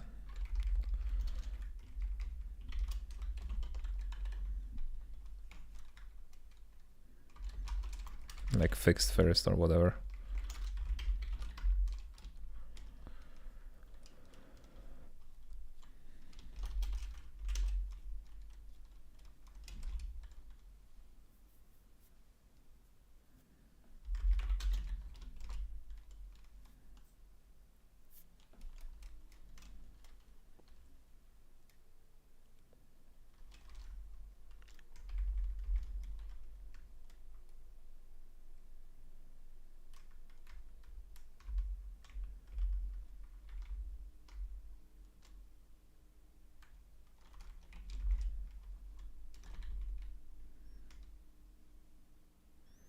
Okay, and now this is shaking, that's good. Contrary to popular belief, that's actually good. Because I don't think I'm using time properly here. Right, I'm just using elapsed seconds.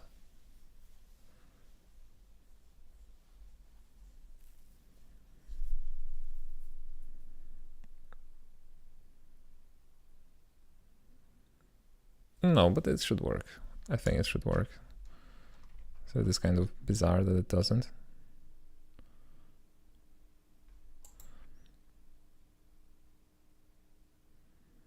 Oh, okay, I think it does. It's just that it's the camera issue that we have.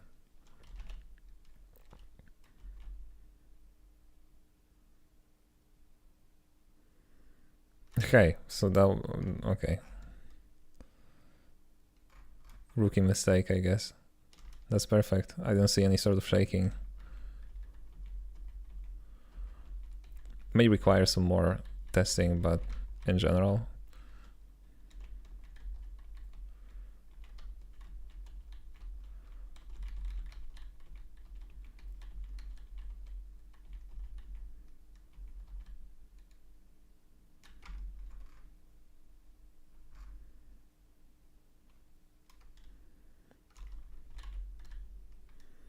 Yeah, that's perfect.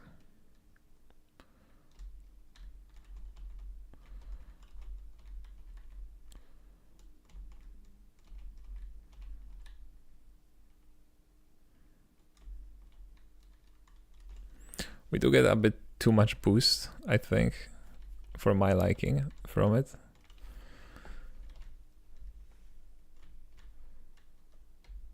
But I guess that is how it should be, right? What if? Oh, idea. Gonna make a long path here.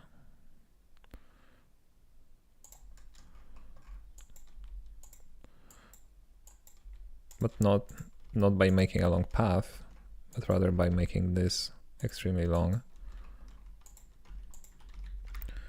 And I'm gonna try running on it.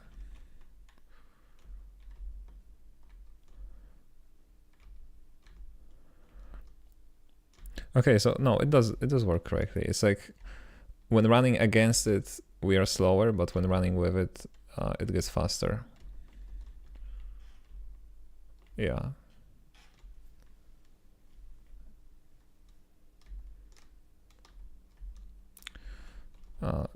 That seems perfect.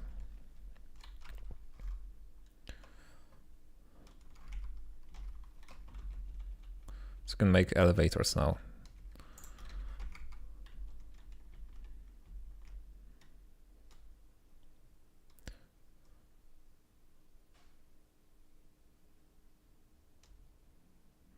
Okay, so next we're gonna need to make this platform control better. I don't know how. I don't know what would be the best way of like making it work.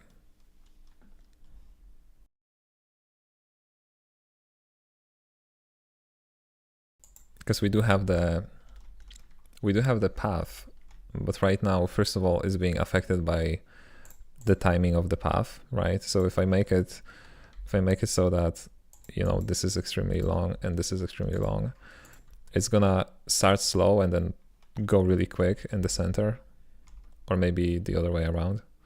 Yeah, it slows down in the center and then speeds up.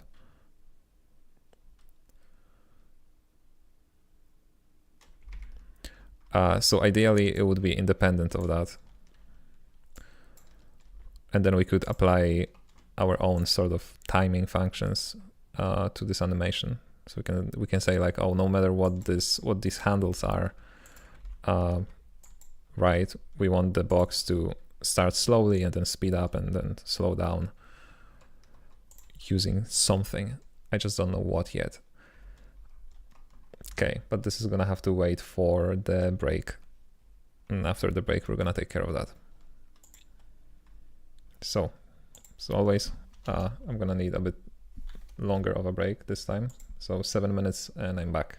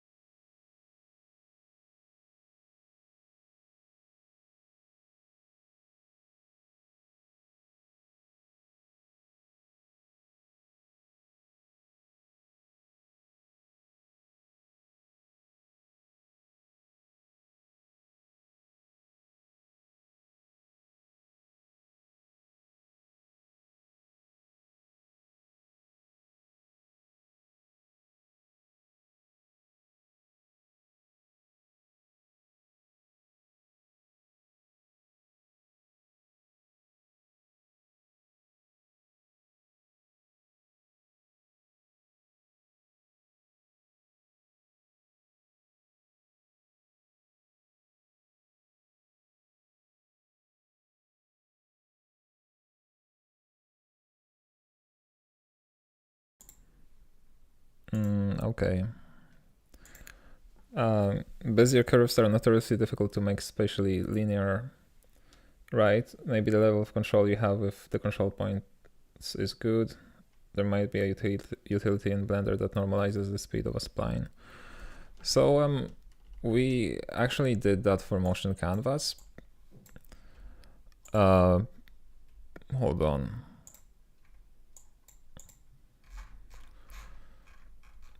Right, we have our like end and start properties that define time at a given distance, operate on distance and not on the actual time of the spline.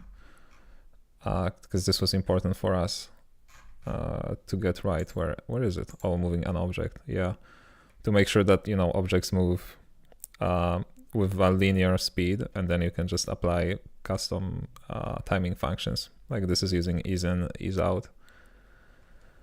Although it wasn't implemented by me, so maybe it is difficult. I wouldn't know, but it seems like it should be achievable. Maybe. Fun with matrices again, yay.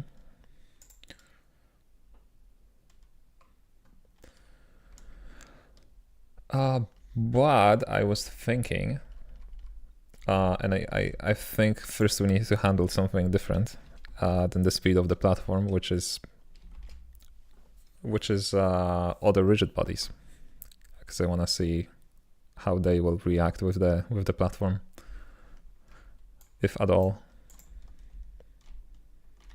So maybe hold on, let's save this.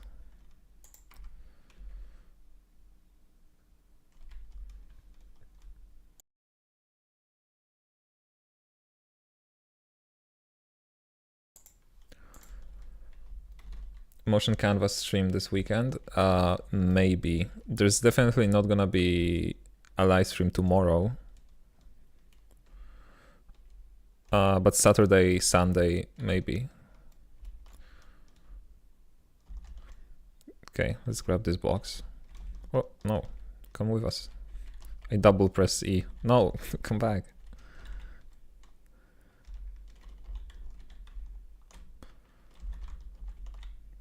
Okay.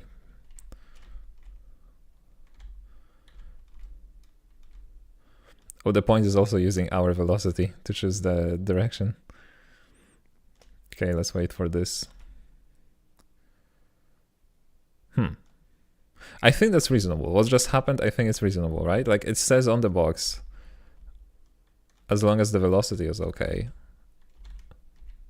Yeah, what if I drop it on it? I don't think it has enough friction to like, yeah, stick on that.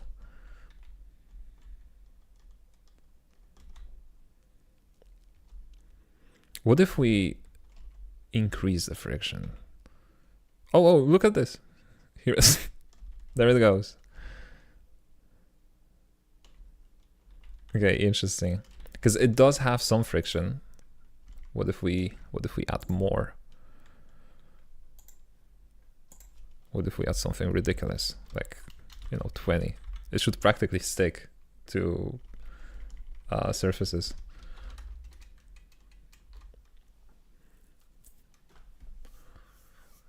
Yeet. Yeah, it got Yoten.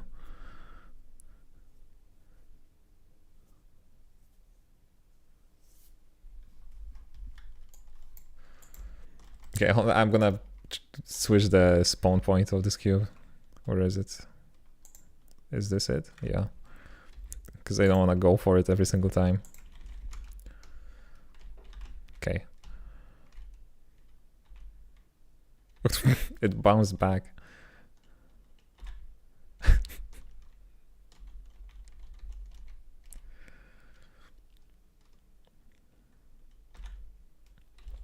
Oh, that's gonna be annoying. Okay, let's... I'm experiencing skill issues. Let's try slowing down the platform. Maybe not slowing it down, but we could make it stop. Here's how we can do that. This is where we remap this. So we go 0 to 4, then we go -2 to 2, and then we go -1 to 1. right? So if we decrease this a little bit and then do some clamping between 0 and 1, that should make it stop at the beginning and at the end.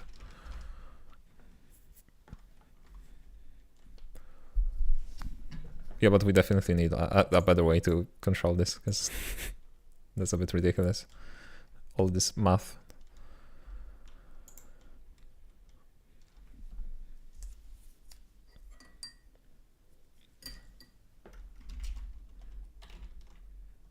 No, maybe it's just not gonna work.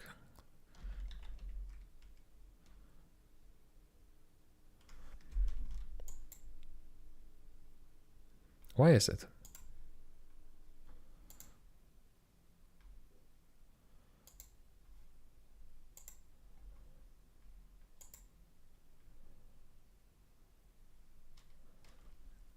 ABS too soon? Oh. No, it's okay. It should be okay. Because ABS is happening here, right? So again, we start with the range from 0 to 4. Then we go to -2 to 2. And then whatever this is. But this should be more than -1 and more than 1.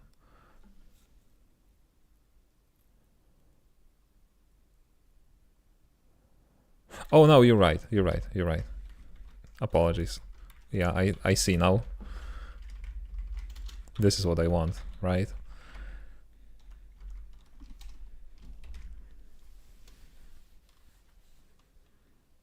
I think it's stopping on the left, just not on the right. Yeah, exactly. You are exactly right. Or not. Maybe not.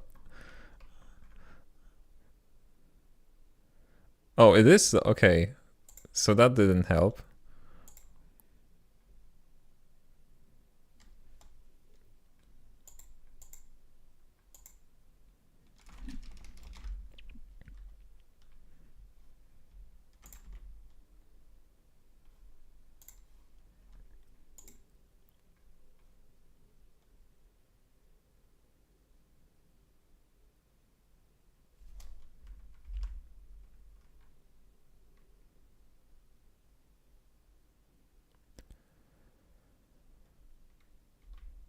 Okay, hold on. I know it is the same issue. Like, I'm not doing what I want to do.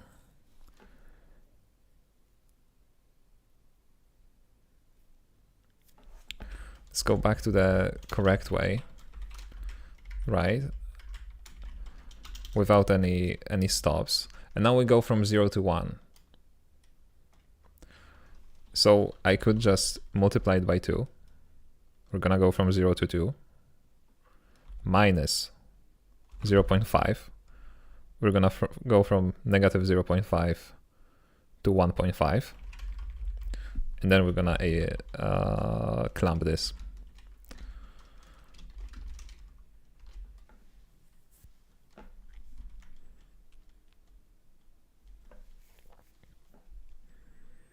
Because like the 0 was always at 0 no matter what, because it was created by ABS and not by us. Clamp 0, oh yeah, true. True. I wonder what would happen. Because we're using, what are we using it for? Or for the total length. Okay, that could break things.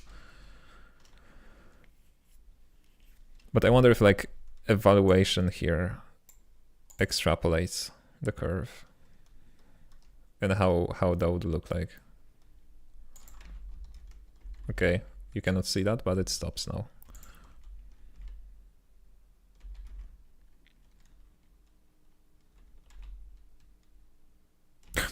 Okay.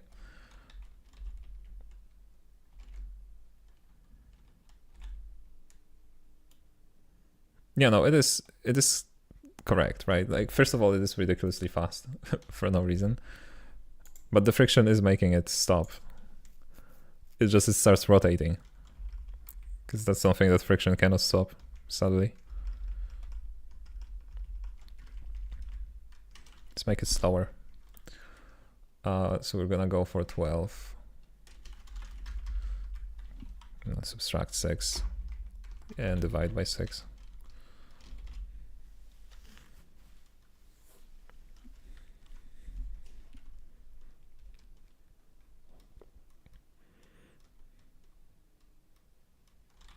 It's gonna be wicked funny if I end up not using vertical platforms.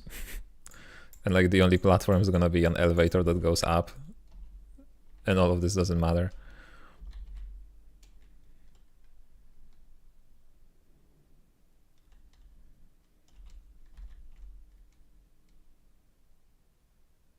Yep, there it goes. And I'm pretty sure if there was some easing at the beginning, it would be even better.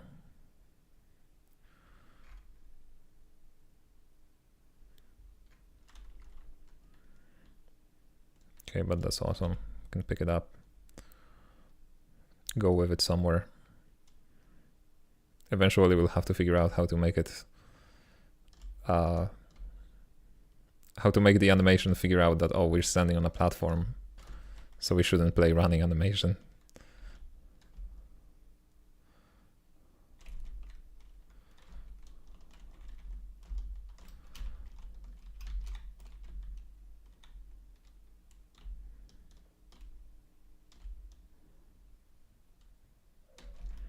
I'm trying to see if this friction is gonna mess up something else.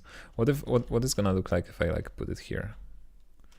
No, it's just gonna roll down. But it has some tolerance for like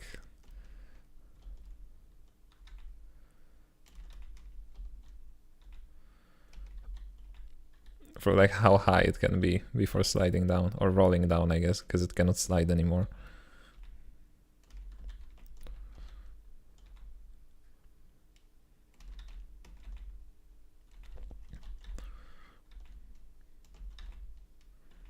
Yeah, this is especially noticeable when I let it go while running, because it just does this weird flip.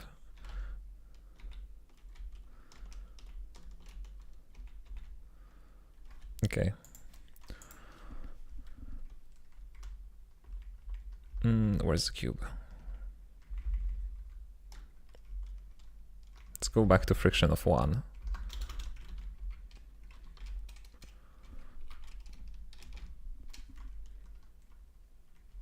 And see how bad the platform would look like.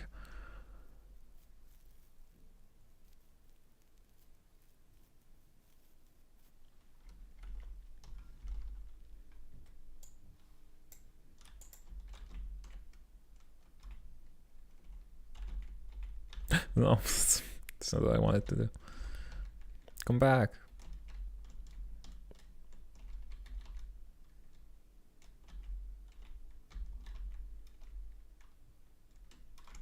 Oh, that's even better. A little bit.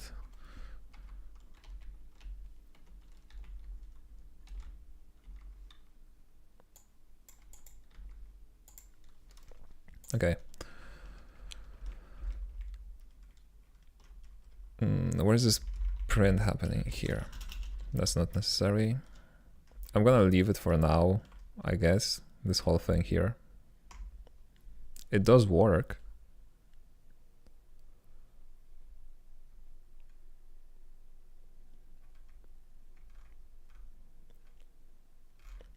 But it's a bit too complex. I wonder if it could be simplified.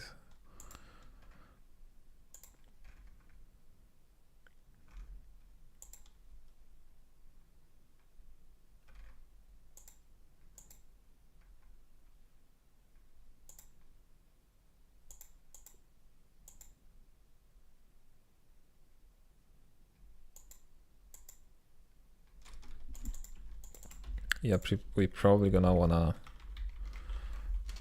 add it here as well.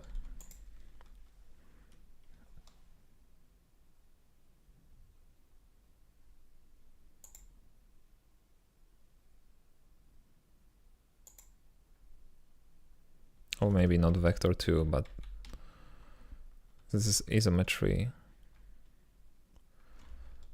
Can I just add translation remaining to it? I don't think I can, but yeah, no.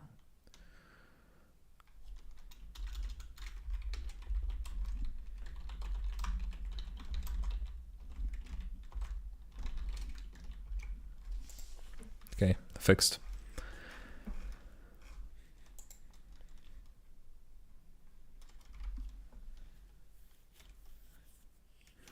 So before putting any more work into like handling the platforms, I would want to try and transition to Bevy's Bezier curve implementation.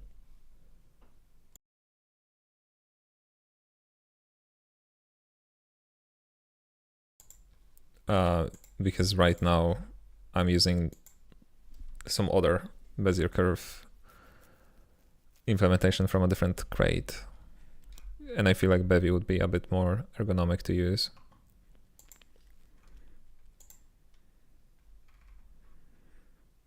So yeah, let's just comment these changes, whatever they are.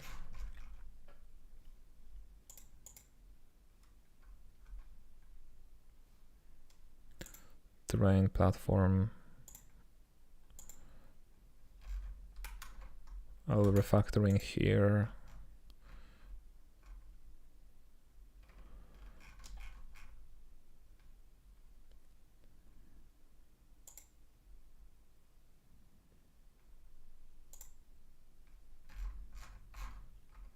Okay.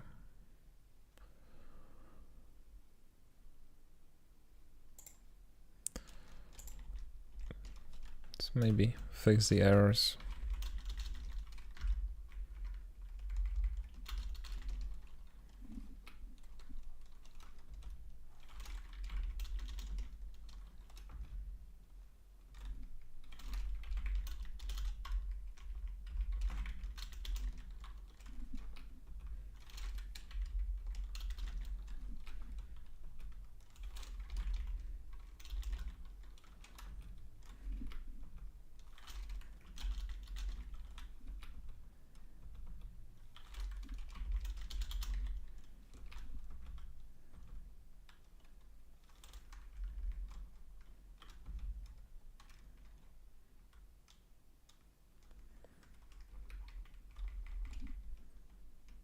Oh, that's not even necessary here.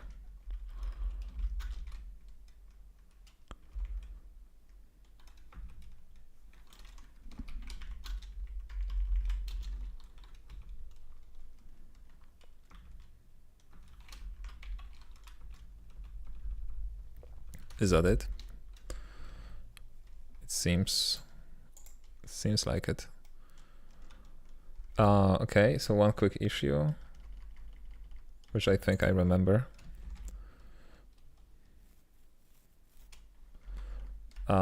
This piece of ground is missing. Oh no, it does have a terrain component. Oh no, not this one, this one. Yeah, it's missing a custom property. So let's just add it. Because it's just not being generated right now.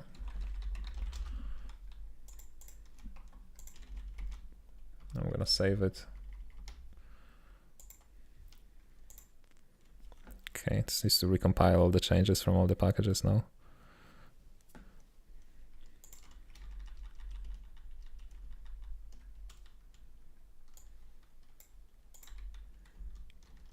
Okay, let's see.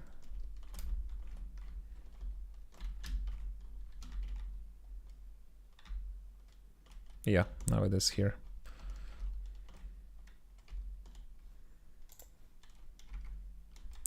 Okay, let's save that.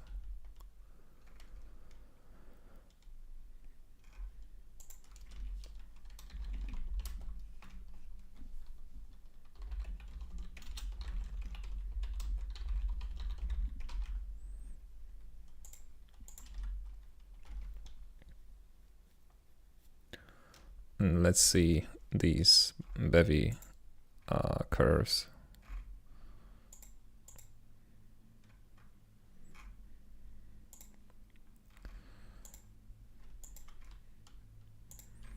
Okay, so this is like the main thing that we need to change. So let me stop all of these processes. So we don't need them for now.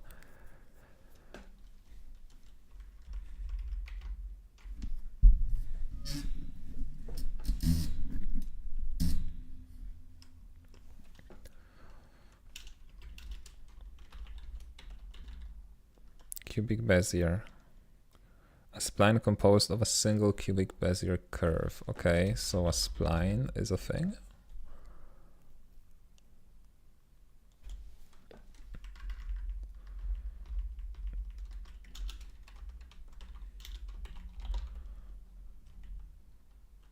Cubic B-spline.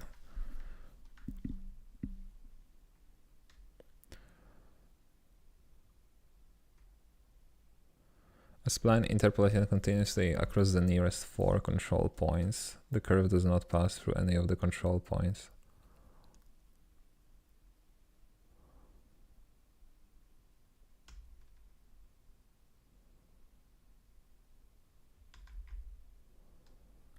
Spline composed of a single cubic Bezier curve. A spline interpolating continuously across the nearest 4 control points with the position of the curve specified at every control point and the tangents computed automatically.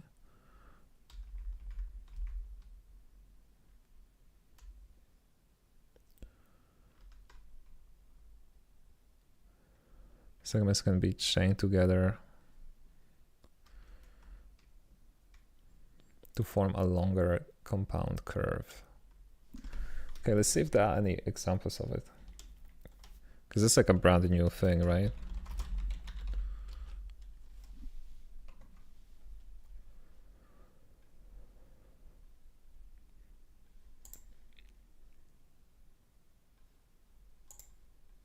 Oh, my browser froze. Yeah, but that's just one Bezier curve. That's not a spline.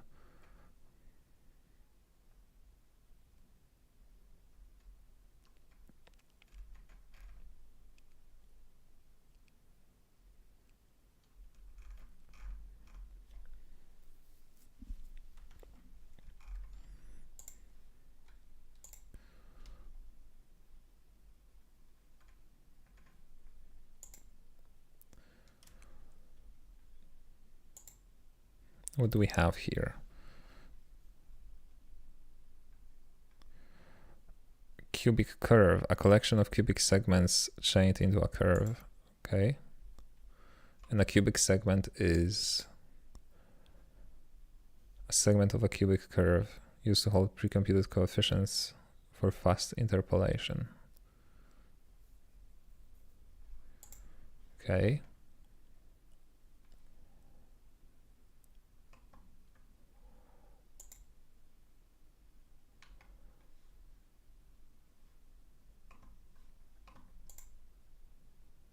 Wait.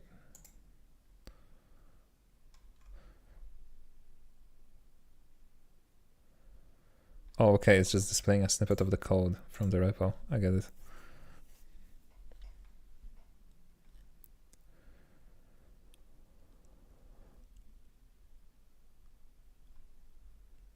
Compute the position of a point on the cubic curve at the parametric value t. Note that t varies from 0 to the number of points minus 3.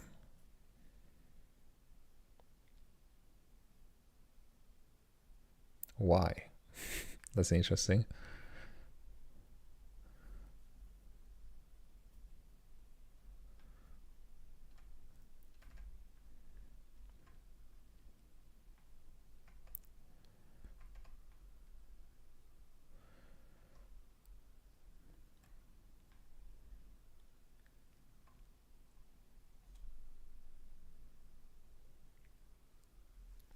The spline's global t value is equal to how many segments it has.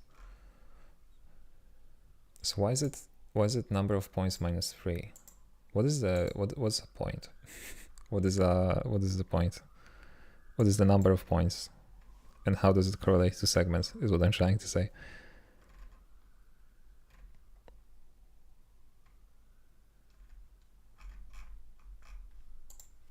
Okay, and what can a segment do? Position, velocity, acceleration.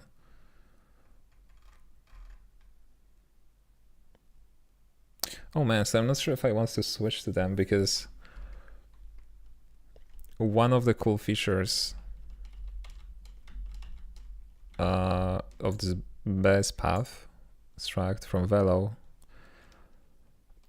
is that it gives me the ability to like flatten the curve into a bunch of segments.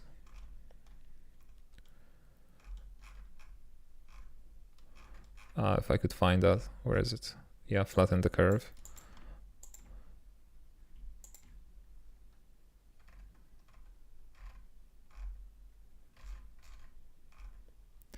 Right, and there's it's doing some heavy lifting in there.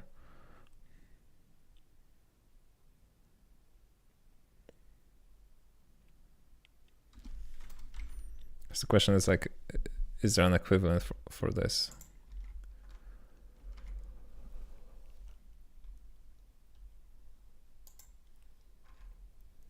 Oh, hold on. Iterate samples. A flexible iterator uses to sample curves with arbitrary functions. This splits the curve into subdivisions of evenly spaced t-values across the length of the curve.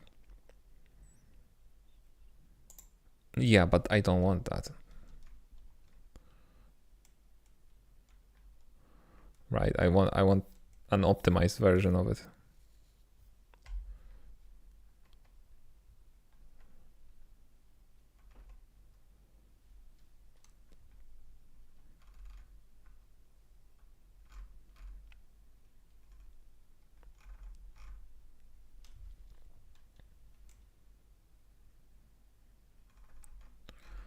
Yeah, so I guess maybe it should wait. Maybe I should wait with switching to it.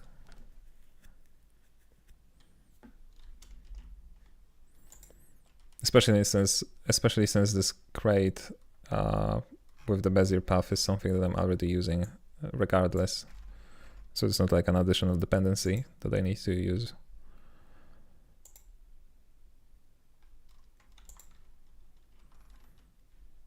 Yeah, okay. So let's go back to trying to make this platform have constant velocity.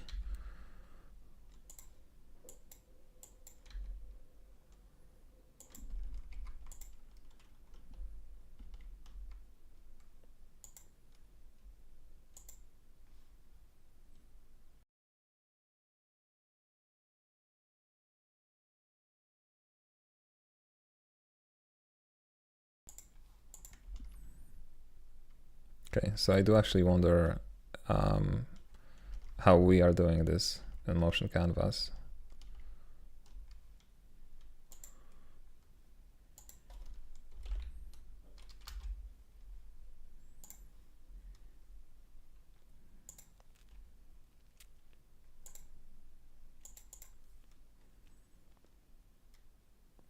Blender for level editing, nice. Thanks. I love it. It's really, I'm really saddened whenever I see somebody like implementing an editor for Bevy and they do this like gizmo thing, right? Hold on, how do you do this? Yeah, like this, and you need to like drag it with arrows and stuff. I'm like, no, let me just, you know, use G and move it.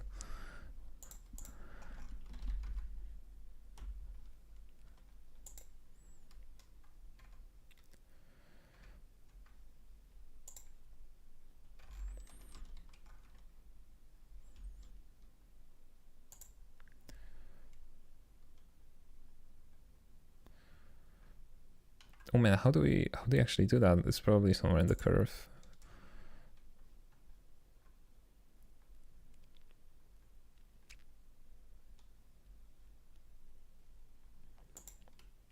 Percentage to distance.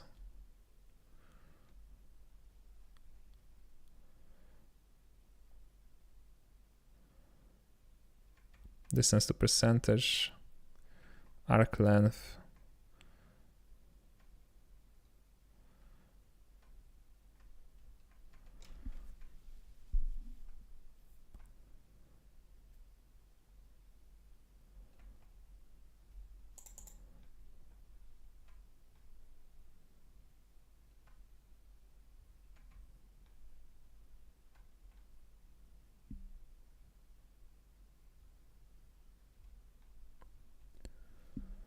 How does level creation in Blender work? Do you just mark certain shapes with different flags and then check them in your code? Yeah. The way it works right now is that, you know, something like this anchor has custom properties here. Like, you know, a simple Boolean flag to just say like, oh, this is an anchor, and then like, you know, the distance, like the maximum distance, which could be like, you know, 80, whatever. This is how far you can be from the center of it. And then in my code, I have a custom asset processor that runs Blender in the background. And whenever the file changes, so when I save this file, it exports it to GLTF.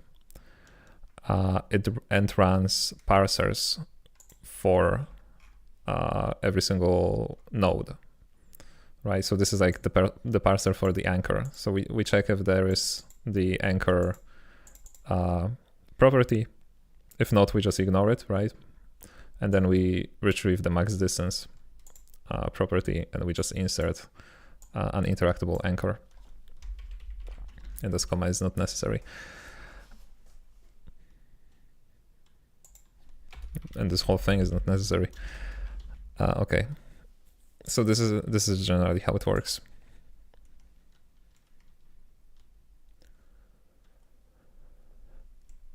So hot reload isn't exactly built in, you have to implement it yourself. No, I mean, hot reloading does work like automatically, right? If you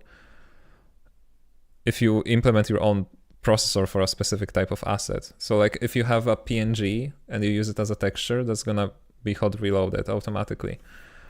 And on my side, all I'm really doing is like, you know, telling the asset server to load this blend file, and the asset server is gonna automatically observe for changes, right? It's gonna look for this file and make sure that whenever this file changes, it reruns my my processor. So that logic is handled, but the transformation from Blender to Bevy is custom.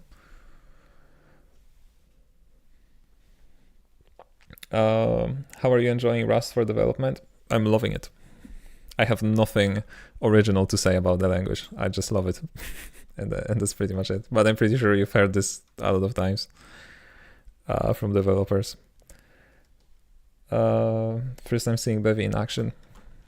Oh, that's quite a... I don't know if this is the most representative live stream for that. You know, to give you like the good impression of the engine. Because I have no idea what I'm doing. I'm back, how it's going. We're done with the platform. Hold on, let me run it. And I am now trying to make the velocity along the Bezier curve constant or linear. And to do that, I'm reading through the documentation of my animation library to see how people implemented it over there. But yeah, here's the platform. And I'm going on it. Right now, you know, the animator checks for like absolute velocity. So that's why we are being animated.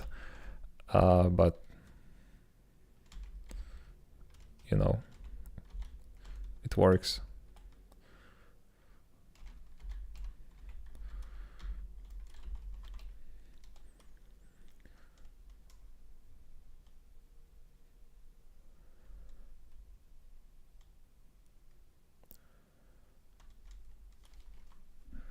Honestly, I heard the same from a lot of people. I heard Bevy is getting really good lately.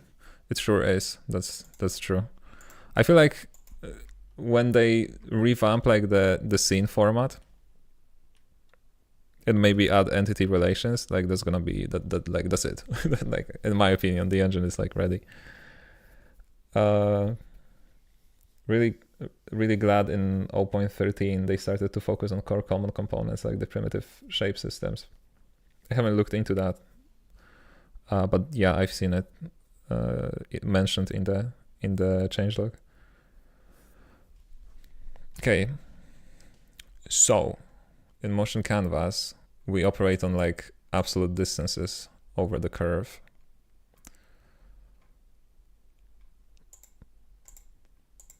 We have clamped start and clamped end. Okay, and we just pass it to draw. So now the question is what this segment is gonna do.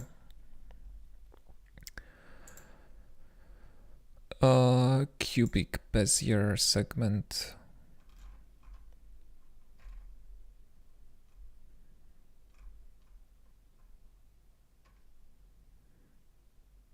Oh, hold on, it extends something else. Polynomial.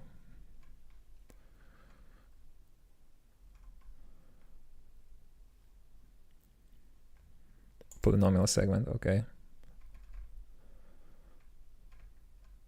It's just math. It's a lot of math.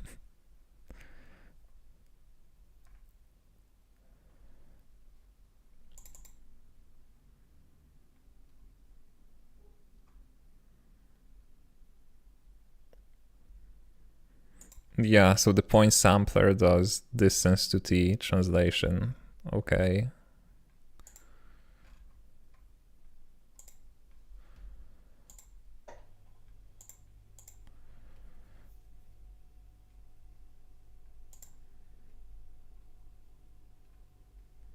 Return the t value for the point at the provided distance along the sampled curve's arc length.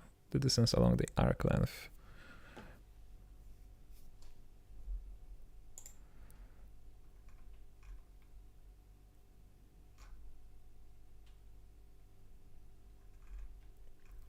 Okay, I remember how we do that. We just sample the distances. Okay. So this is like the most bare bone method of doing it, right? It's basically, you know, you like get the curve, you sample a bunch of points along the t, and then you're just like, oh, what is the t, and you save like, you know, the correspondence between the t and the distance from the beginning of the curve, right? And you're just like, okay, if I need the distance of like 20, what is the t? And you just find the closest and then interpolate between them normally. Now I remember. Yeah, I remember talking about this with the contributors who worked on this. So that's one way of doing it.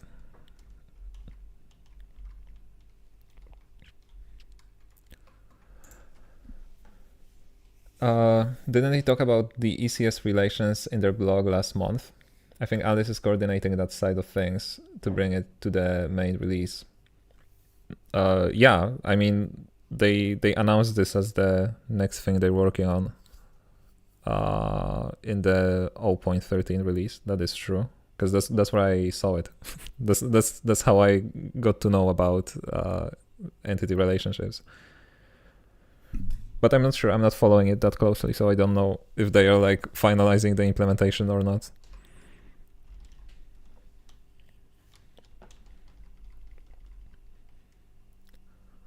But that would be awesome.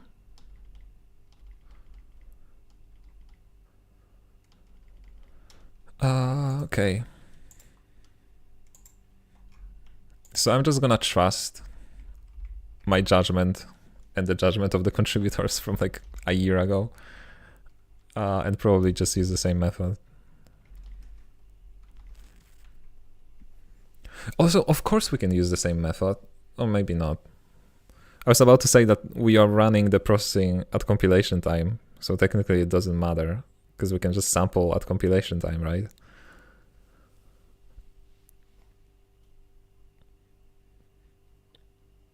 And then just store the lookup table in the scene. Although we can make that decision later, it doesn't really matter.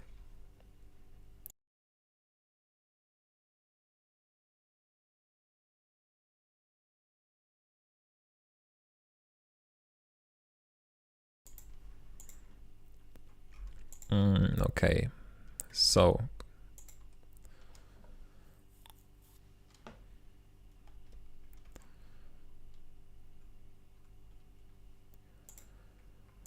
where is the curve implementation. I'm not sure. Maybe that would be interesting. Maybe this class actually has something for that purpose.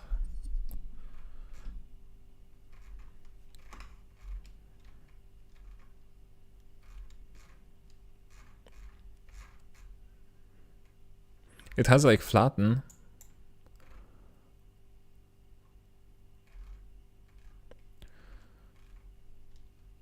Control box, reverse subpath. From iterator into iterator, flatten.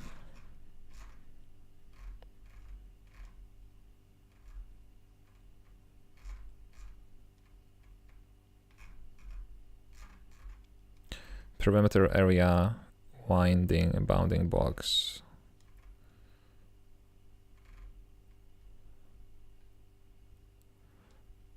Ooh. Solve for the parameter that has the given arc length from the start. Simultaneously uses the IPT method as provided by solve ITP.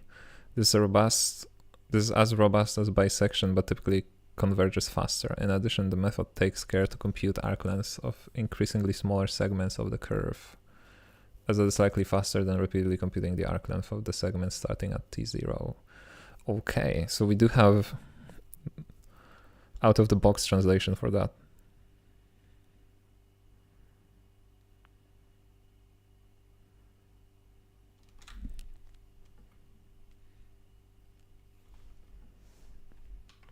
Oh, wait, what did I do? I need to go back there.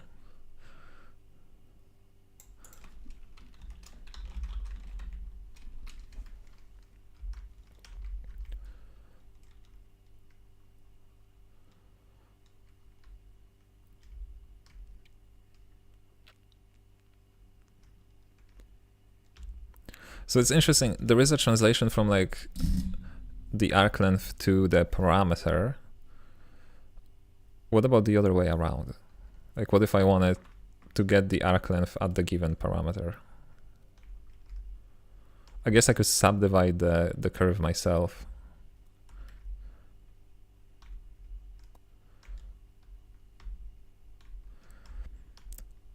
Nearest. What is nearest? Find the position of the curve that is nearest to the given point. Oh, okay, that's pretty self-explanatory actually. Then we have path segment. Okay.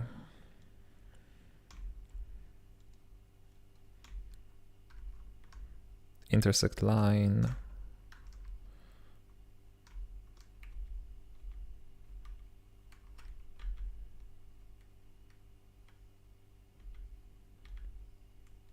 Yeah, okay, I don't think we're gonna find anything else here.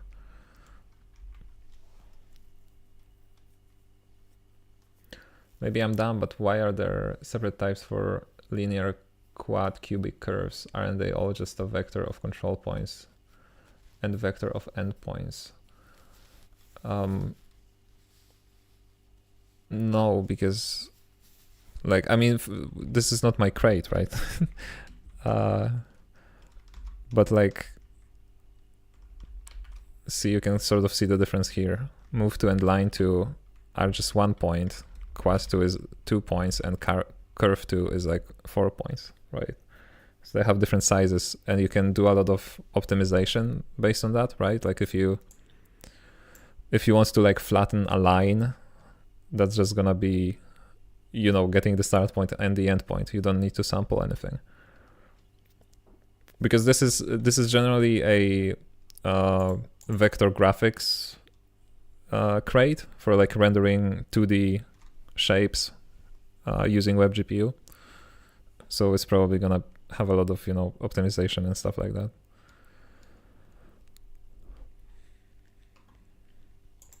But yeah, like abstractly speaking, you could represent everything by just one vector, right? With just one vector.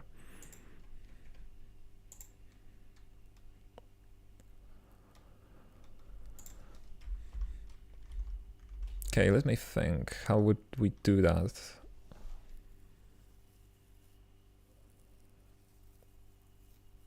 My intuition is struct of arrays of structs.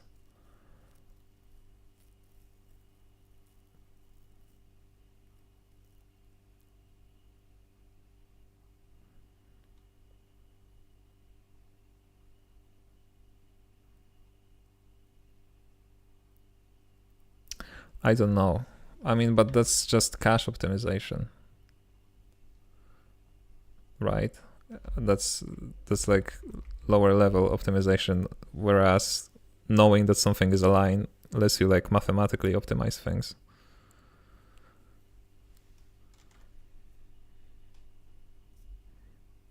How do you send weird enum types to the GPU? I don't think they are sending them. I think they are converting them to meshes before sending them to the GPU. Like you can, you know, the crate is called Velo. If I could find it, Rust. Right,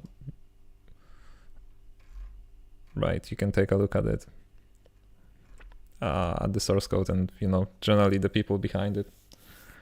So I'm not able to answer your questions.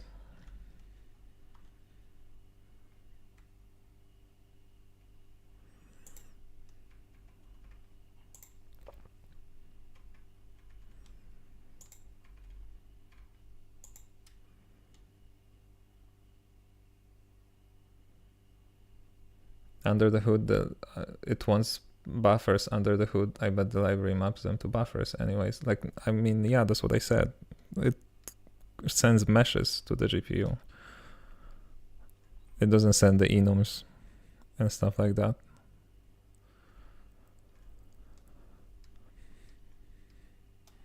But like, how do you turn that representation into the mesh is where optimization happens, is my guess.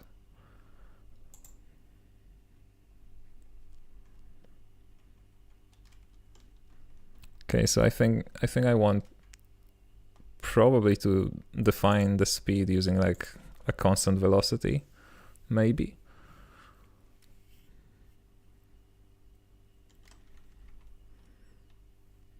I feel like having a constant velocity instead of relying on the distance would be better, because then, you know, changing the path a little bit is not gonna all of a sudden make the platform move faster. It's just gonna always have the same speed.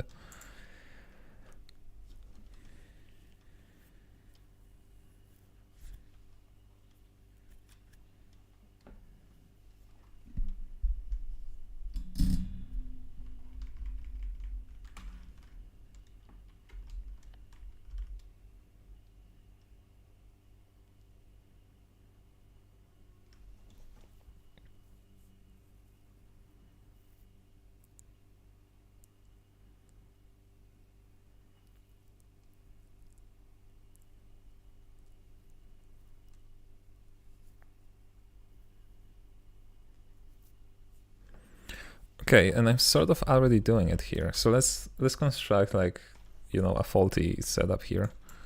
I'm gonna make a straight line with the handles like that.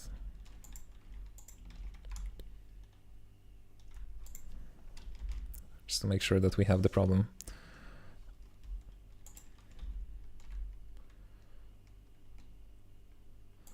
Okay, here it is.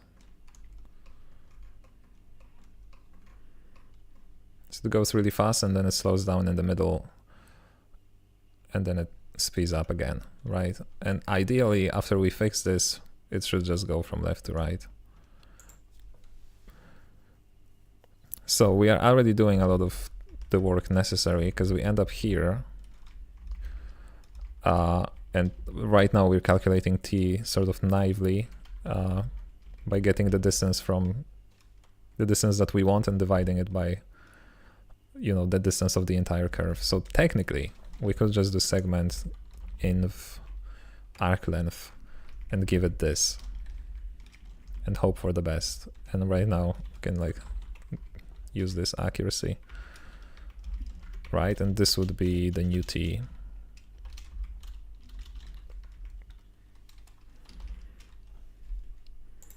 Seems easy, too easy.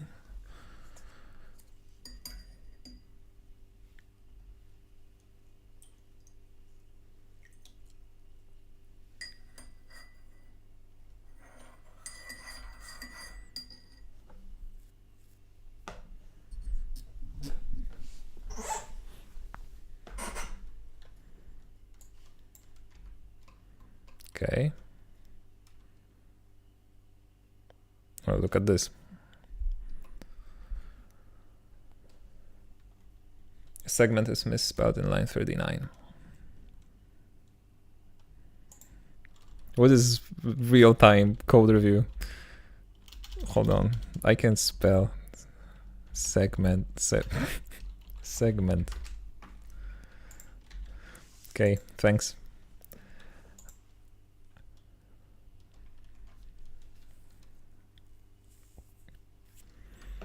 Yeah, but this is fixed.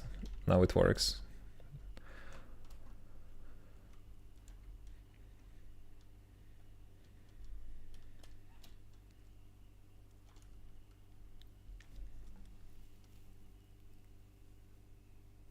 Let me know if you don't want real-time code review. I'll try to shut off my OCD. No, keep it going.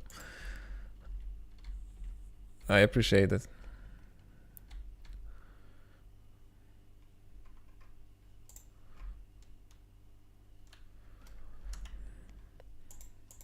Okay, so yeah, what I'm currently thinking of,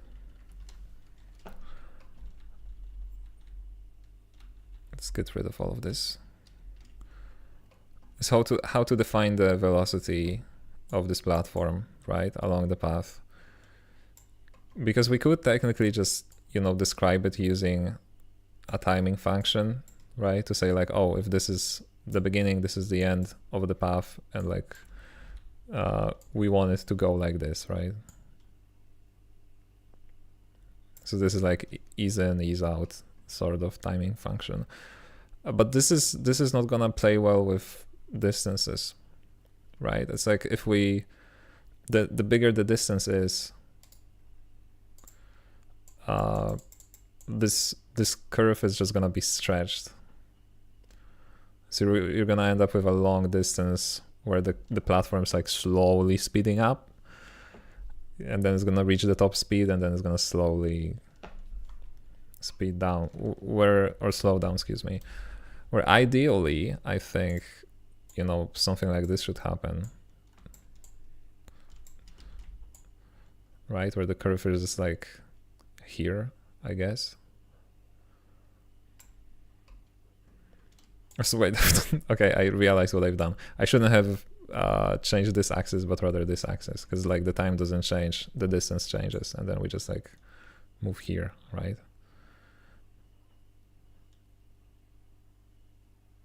Or maybe not. What I'm trying to say, and failing, is that I would like it to speed up to a specific speed and then just keep it, and then slow down again.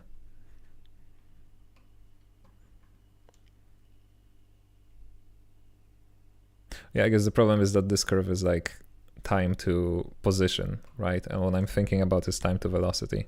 So like the derivative of it. What would be the derivative of it? Here's like the peak velocity, right? Yeah, so the derivative would probably be something like that. Right, you like accelerate and then you start slowing down. And then what we want to do is, you know, move it here.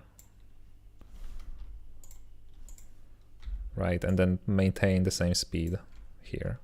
That's the general idea.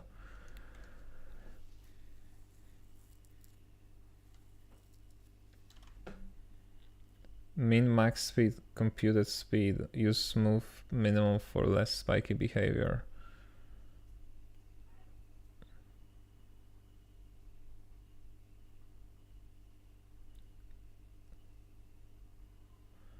I don't know what you're talking about, I'm sorry.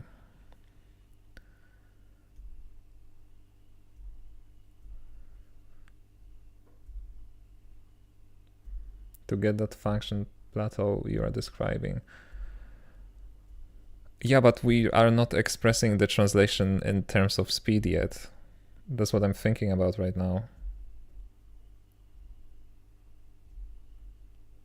I don't have anything. You have a curve computed speed. Like we don't have anything. Like right now we are just taking the time and we are multiplying it by the total distance, and we're using that.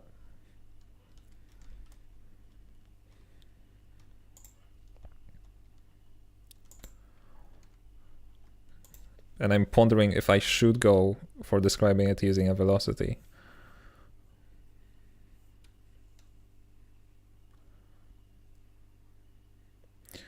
Yeah, anyway, it's been 3 hours, so I'm gonna take a little break.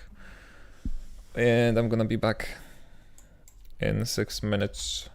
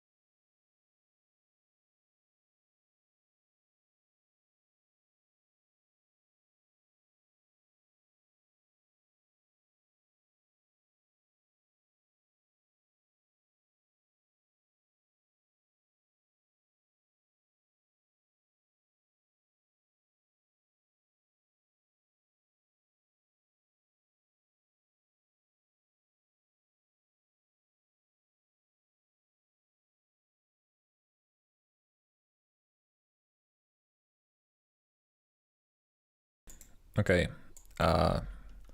So here's why I think I cannot use smooth minimum for constructing this curve, right? Because this one has constant acceleration, right? And I need it to calculate the distance, because what I know is like the entire distance of the curve, and then I know the top velocity that I want, and then I know the constant acceleration that I want the platform to like speed up at the beginning and speed up at the end. And this way I can subdivide this distance into known segments to construct this curve. But if I use smooth minimum, how would it look like? Smooth minimum would do something like this, right? Like, I don't know how to draw it, but you know what I mean. And then like it would be much difficult to compute how much distance I need for acceleration at the beginning and at the end. Because with a triangle, that's easy to solve, right?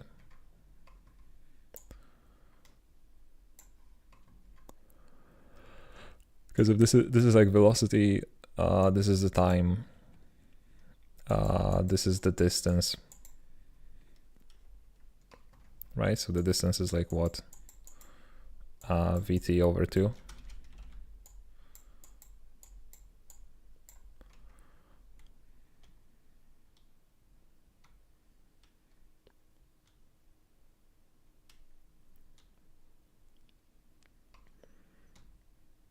Wait, but then what's the t? Oh my god. It's been ages since Newtonian physics in school. How would you solve for t knowing a? V is t times a, right?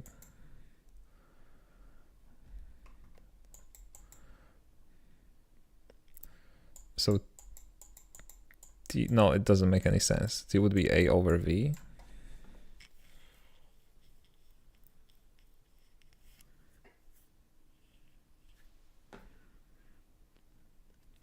That would not make sense. As long as a is constant, yes, a is constant. V is equal a times t, yeah.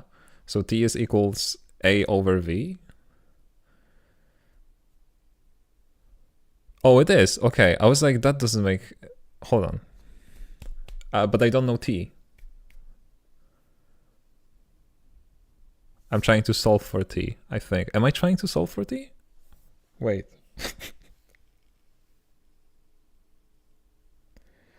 What am I trying to solve for?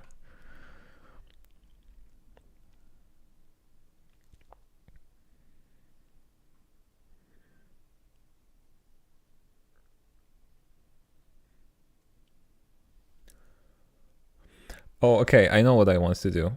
Okay, I have the distance that I want to travel, right? I have the top velocity that I want to travel at. So I want the thing to like accelerate to the top velocity with constant acceleration, travel, you know, whatever it needs to travel, and then decelerate. So this is what I need to know. I need to know at which point I need to start decelerating to stop exactly at the end of this distance, right? And I'm assuming it's gonna be the exact same distance as it takes me to start. Wait, okay, so it should be easy. All I need is just like, all I need is this distance, which is literally time times acceleration. Right? Yeah, and then I just subtract it because it's gonna be the exact same thing on the other side.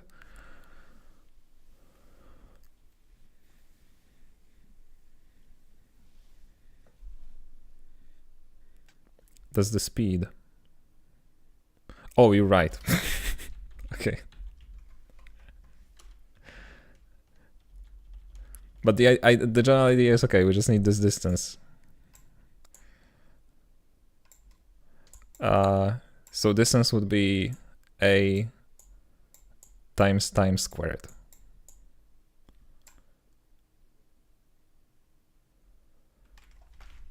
Where's the over 2 coming from? Good evening, hello.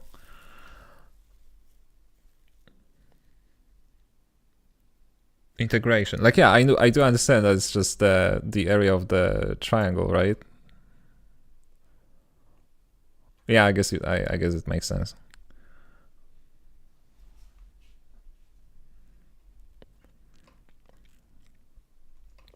Okay.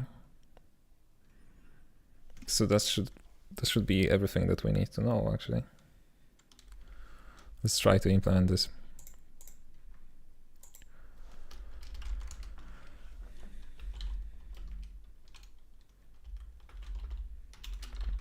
So say the top velocity is gonna be like 20.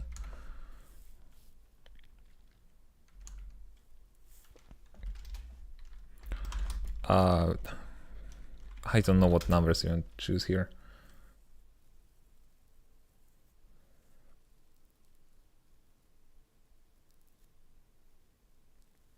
If you live without over 2, it's distance traveled with top velocity.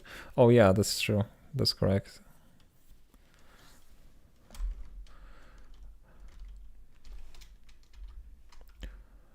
Okay. And this is our distance.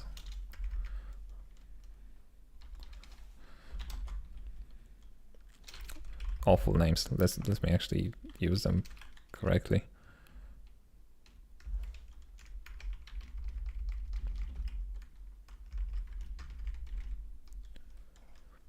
Will top velocity and acceleration be properties on the path in Blender?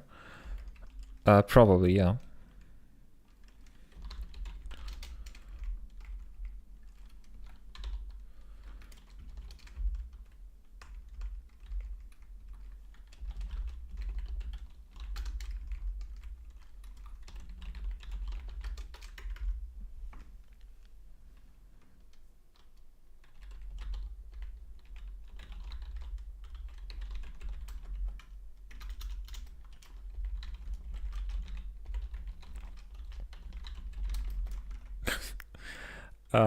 There's gonna be what? Acceleration.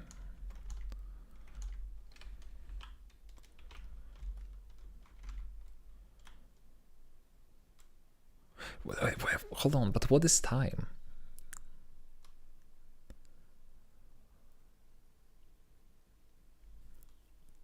What is time in all of this?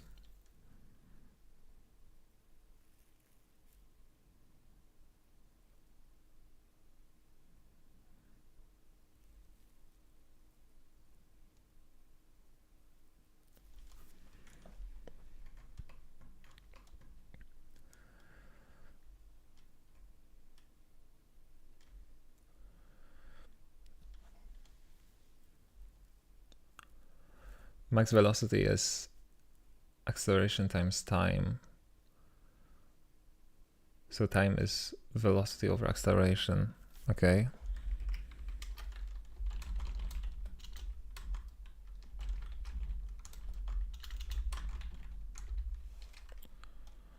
And then I multiply it, so it's gonna simplify, right? Doesn't he refer to two things here, the time in kinematics and also the distance along the curve? Oh yeah. Don't look at this. Yeah, this is unrelated. We don't care about that though, for now. Because like all we need to, all this t is needed for here is to calculate the target arc length, which is the target distance, right? Which is something that we need to calculate. And once we have that, we don't need to worry about anything else.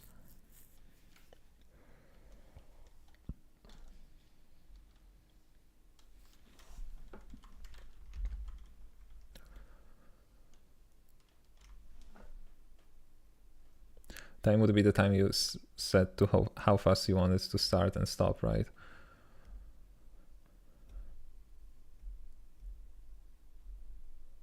Oh yeah, because I could express that using time and not acceleration. That's true. Because I thought about using acceleration, but I could use time.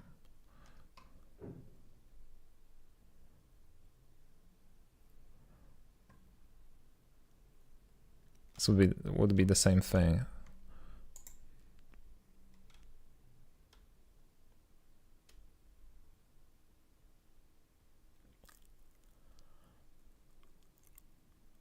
Yeah, I feel like time would be easier to like, you know, manipulate. So let's just use time here.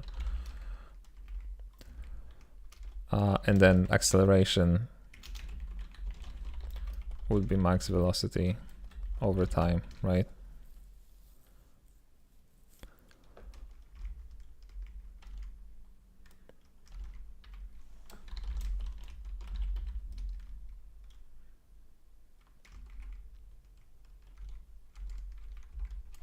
It's over 2. Would it make more sense to store a max velocity and a distance to accelerate over instead of max acceleration? I feel like time is gonna I feel like time is gonna make more sense. For the level editor, you probably want to, refer the total time it takes to travel from start to end. No, that's what we're trying to avoid with all of this. Because like, I would like platforms to move with constant speed. I think. Although now I don't know, now that you said that. So that when I change the path, you know, it doesn't make the thing like speed up.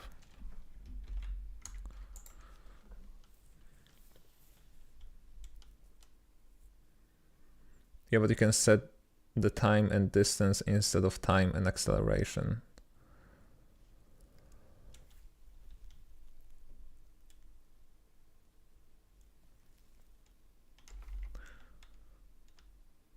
No, but I'm setting, I'm interested in max velocity. Use a Bezier curve to represent the position over time for a given platform set of platforms.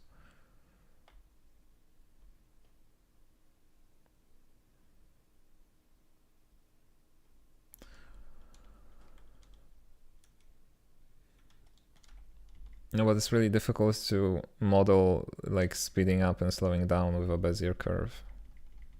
Like this would be really difficult to model because a Bezier curve always has this like, even if you like use the handles like this, it's gonna have this like smooth thing, which over long distances is gonna be noticeable because you're gonna have a here section going slow and then here section going faster and then here section going slower. It's like, I want this to like speed up to a constant speed and then, you know, move in a straight line. Like this is something that I want. That's why I need top velocity. That's my idea as to why. If you want different level elements to line up over time, it may be easier to specify total time. That is true.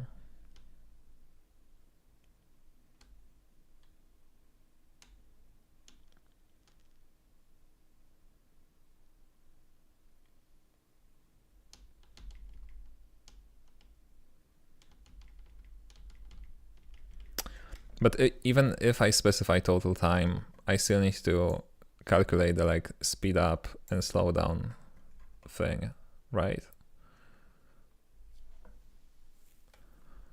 Unless I'm gonna use time for both like slowing down and speeding up and slowing down.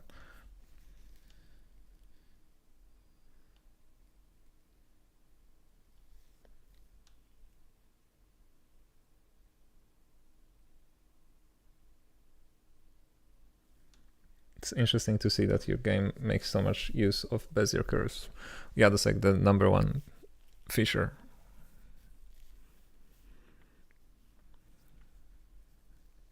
Okay, so I'm gonna set the overall time that it takes, and I'm gonna say how long it should take to accelerate and decelerate. And then everything else is gonna be computed from that, I guess.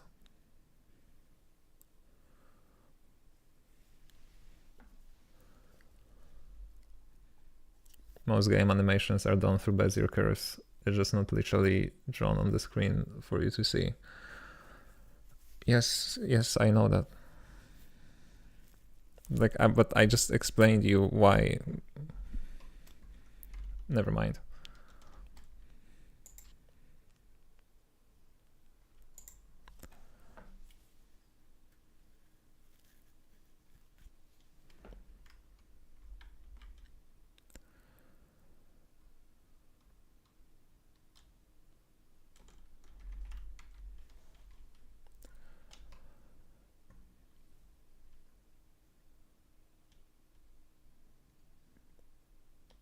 I think you're analytically solving a Bezier curve here. That's how it feels like. That's not a Bezier curve. Like, in no way. Not visually, not mathematically.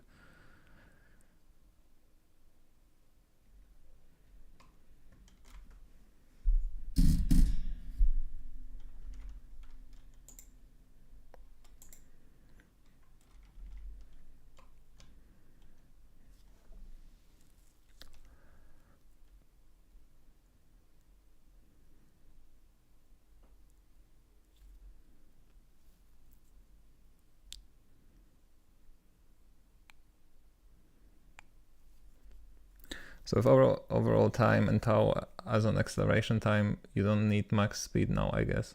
Yeah, the max speed will have to be calculated based on that, right? Because if I said a time that's like short, way too short, the max velocity is gonna be much bigger.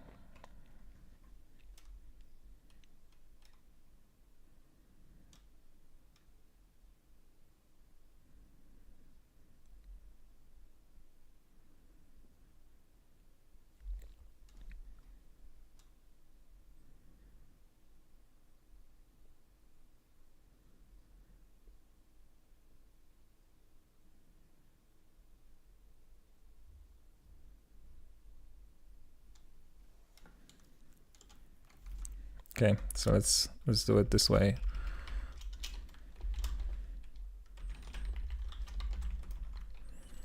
Let's say it's like 16 seconds.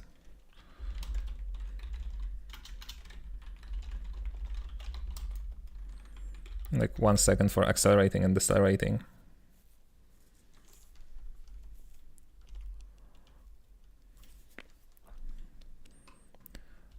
So now we just need to solve for the distance using this equation, right? I mean, not for the distance, but for like for top velocity, which should be really easy because like this is t. We can move this triangle. We can move this triangle over here, right? So then what we end up with here is just overall time minus the time of acceleration, right? This is this bottom part, times stop velocity. And this is our distance.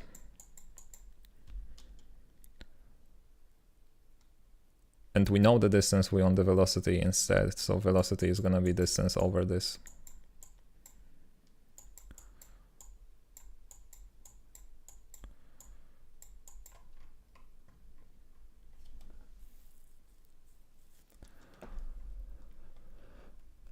Okay, and then just knowing this, we're just gonna have to calculate the position at a given point. Knowing like some specific time.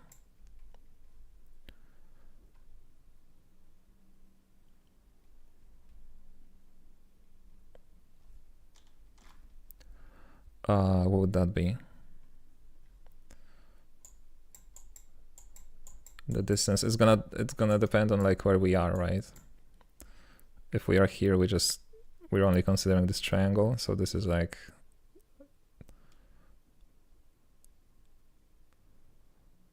oh, I actually don't know how to calculate that. Hold on.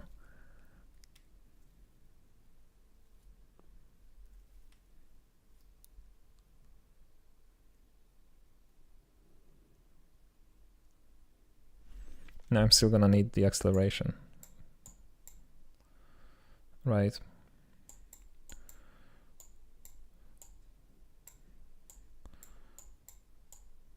It's gonna be my acceleration, and then having acceleration.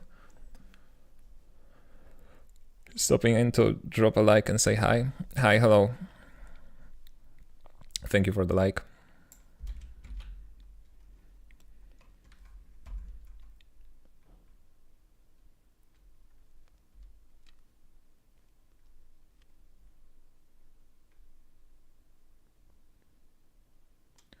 Okay, and now our distance is gonna be what? The time squared times acceleration over 2, right?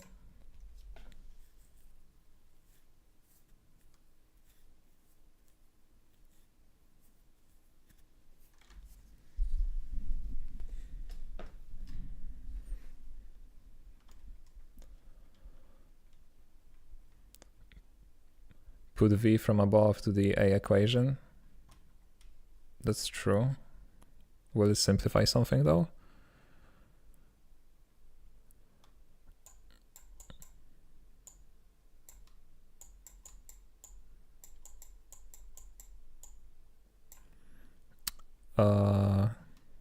All of this is gonna be over TA. So I guess it's just gonna be multiplied by TA. I don't think that's gonna simplify anything. Right? I feel like I can just calculate the v and then insert it there.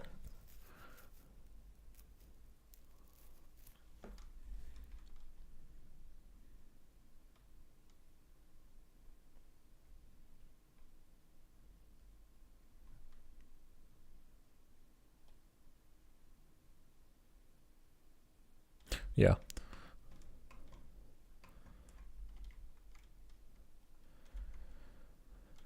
Okay, so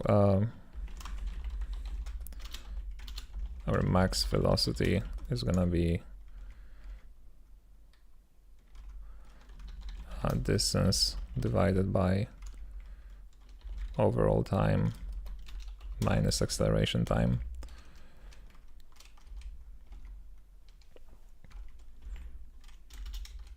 And then acceleration.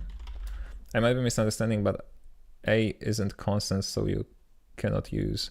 It is though, right? Because we're modeling this thing. So like a is constant and equal. I mean, it's negative here, right?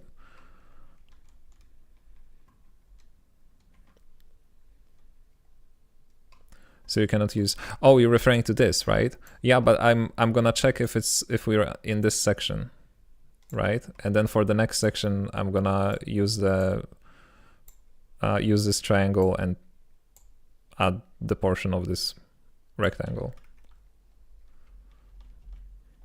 But yeah, that's a good point. If I understand your idea, you want an object to go from A to B. You could define the total distance from A to B. We have that, yeah. Vmax, maximum velocity the object should reach.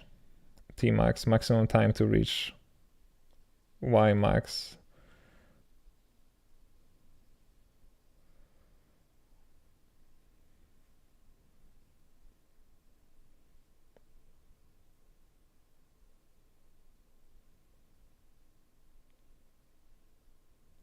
Yeah, but we just went over the fact why we don't want to define constant velocity. We want to define the overall time in order to be able to like synchronize things with each other.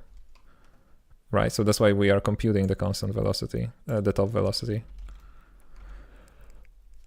No, I think this is gonna work. Hold on, let me just finish this up. Acceleration is gonna be max velocity over acceleration time.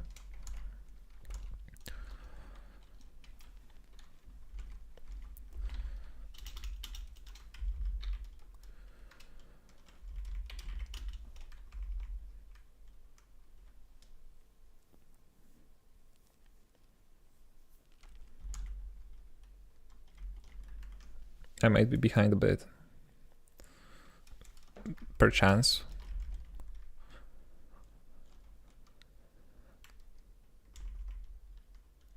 Okay, so I will continue to use this time.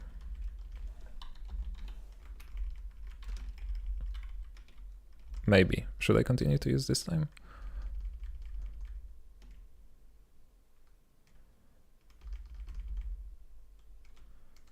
Overall time is 16.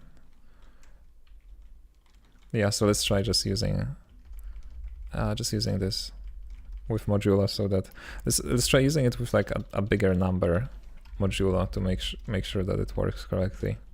But at the same time, it should loop.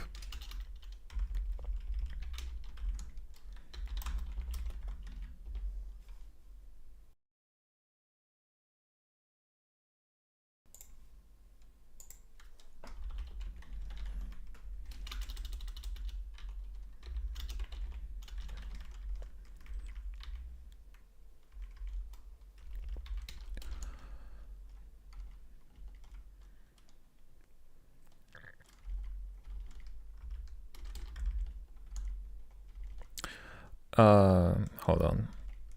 Okay, now we just need to calculate the distance.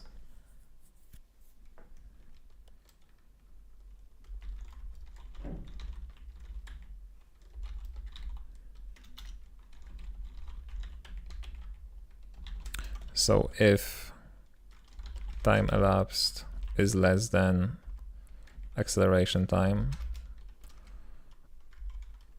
here we're gonna just use the triangle, right? And then if time elapsed is less than acceleration time plus overall time,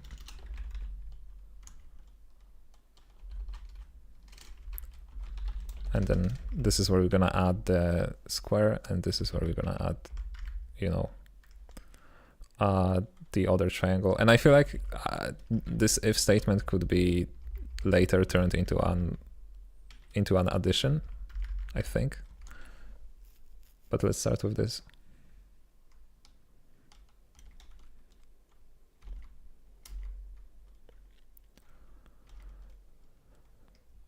Yeah, so this is just time elapsed times time elapsed times acceleration over 2.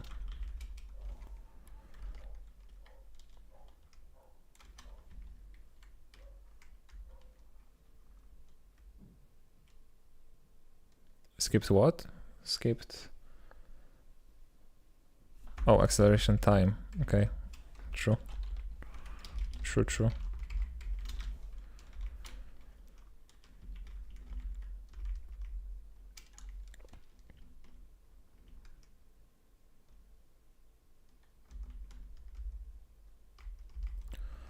Okay, so this is just gonna be acceleration time times max velocity over 2. That's the full distance traveled by this triangle. And then we need to get the portion of the rectangle. So that's gonna be time minus acceleration time. Time elapsed, excuse me. Right, that's just gonna be whatever this is, multiplied by max velocity.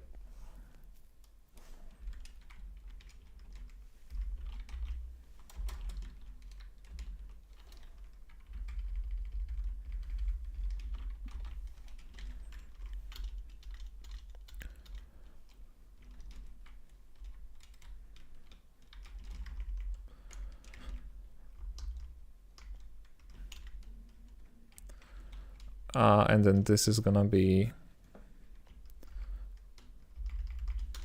the same thing, except that's overall time minus acceleration time minus acceleration time. Yeah, we're gonna simplify it in just a second because I have an idea. If the time elapsed is f modded by 30, wouldn't time acceleration deceleration repeat every 30 seconds? Yeah, for testing purposes, I want to do it this way, just to, you know, be able to play the game and see it repeating over and over again. But I purposefully use a number that's bigger than the overall time to make sure that it lets it play through the entire thing each time. Okay, so again, this is the triangle, this is gonna be the full rectangle, and now we just need deceleration, whatever that formula is.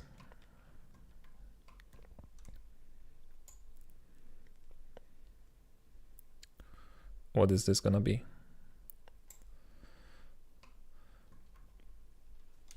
This is gonna be like acceleration time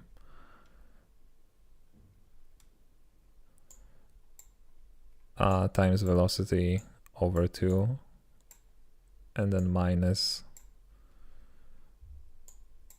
acceleration time. It's probably gonna simplify to something, right? Minus time squared, oh my god, times acceleration over 2, right? It's max velocity minus velocity computed for the first time, for the first part. I'm talking about this one now.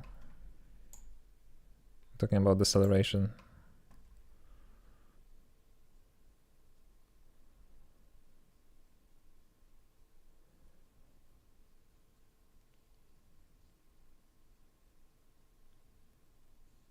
Or do you mean distance?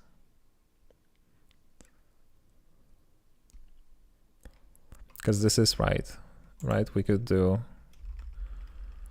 use the same formula.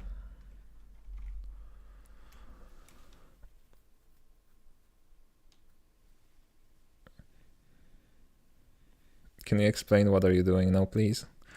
Yeah. I don't know how much you know, but starting from the beginning, we have a platform that moves from point A to point B. And it follows this spline that we have defined here. And now we're trying to make it so that I specify the overall time as well as the acceleration times at the beginning and at the end. And the platform follows this velocity pattern with constant acceleration at the beginning, then constant speed, and then constant deceleration at the end, so that it perfectly matches the time specified. And right now, we're really close. We're calculating the desired distance given the time. So we handled this case, we handled this case, and now we're handling this case, basically.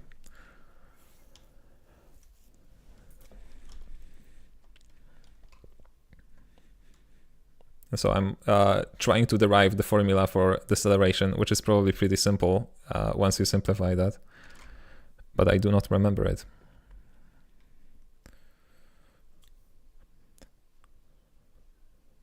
So you want a function of velocity in each part? Yes, exactly. That's exactly true. And now I'm looking for the function, for this portion, which I'm trying to derive by, taking this entire triangle and subtracting this one.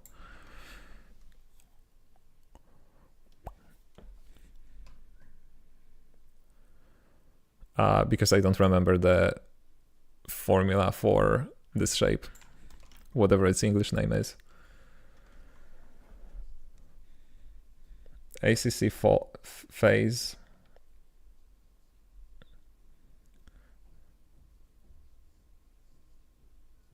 is gonna be the same formula. It's gonna be this one.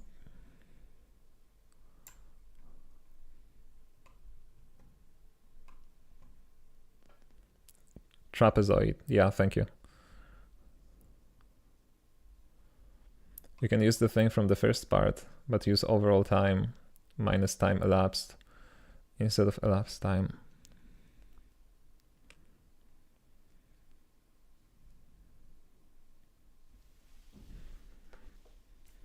There will be 3 functions. Yeah, we know the first 2.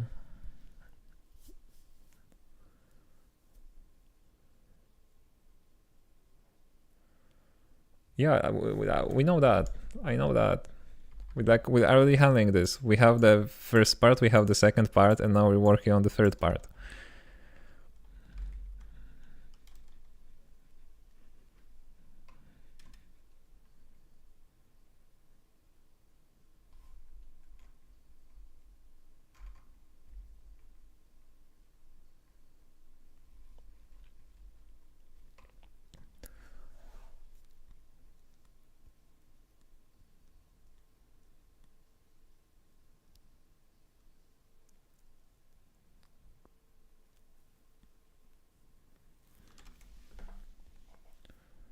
Deceleration is Vmax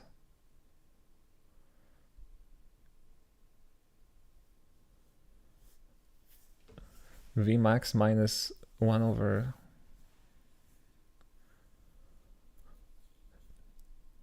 no, it's not. You can't. Why you're subtracting distance from velocity? How is that supposed to work? Or are you missing a parenthesis somewhere?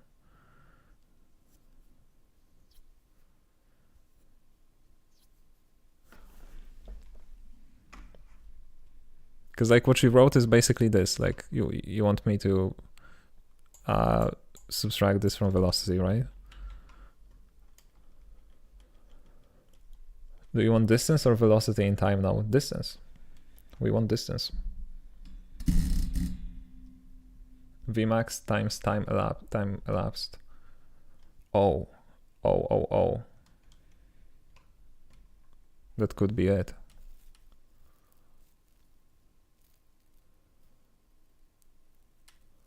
So distance is the same. No, it's not.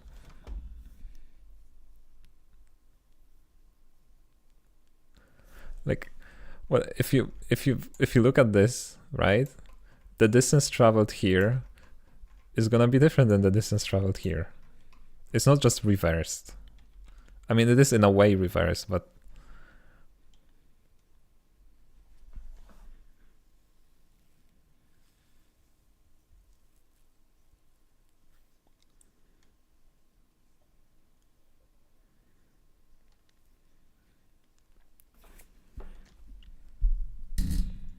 okay, guys, hold on. Let me figure this out, okay? Not that I don't trust you, but I just want to see out of curiosity.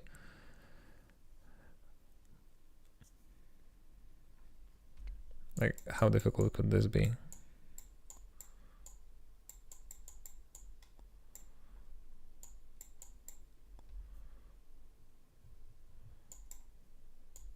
No, that is minus. That's plus.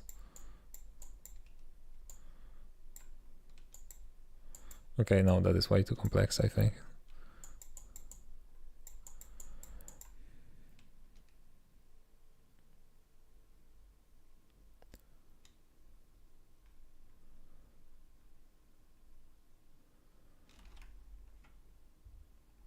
Yeah, okay, let's not go this direction. I think what people are trying to say is you already have an f for x for the first part, just translate and reflect that to produce a gx for the second part. That's what you're trying to say. Like, I know. I do understand that.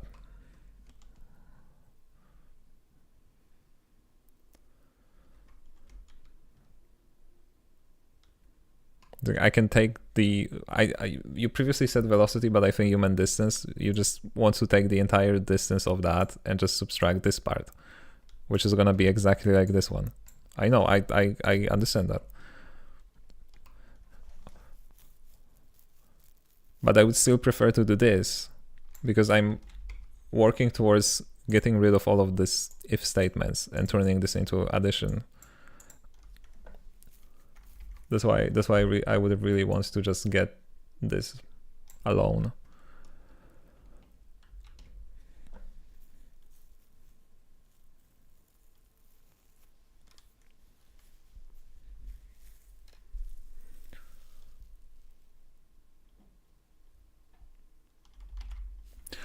Okay, so let's use that.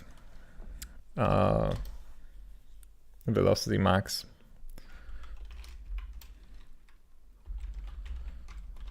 Times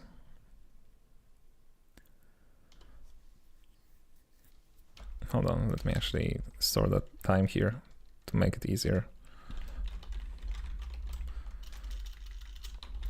So relative time here is gonna be time elapsed minus acceleration time minus overall time plus acceleration time. This is time relative to this last triangle. So now it's gonna be max velocity times, where is this message? Times this time minus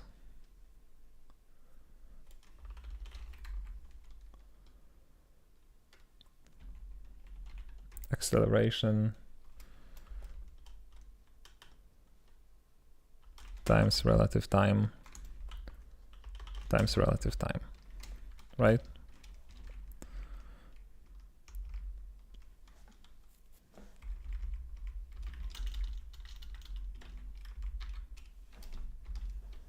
I don't think it's gonna work, but let's see. I'm pretty sure I made some mistake here. So just do the whole distance minus, yes. I understand that it's a possibility, but I want to turn this into addition in just a second, and that's why I need them to be described in a form of adding these two components, right? Because then the formula is gonna be the first triangle using a clamped time, then the square using a clamped time, and then the last triangle using a clamped time. That's why I'm trying to describe it this way.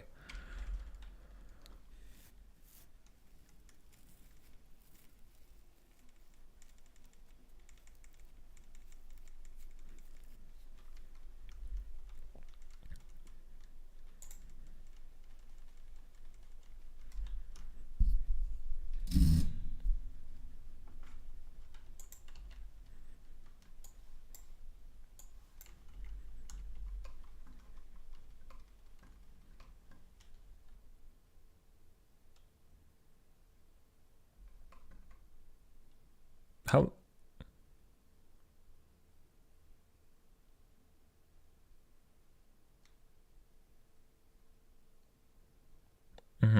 Okay, hold on, it's gonna start again.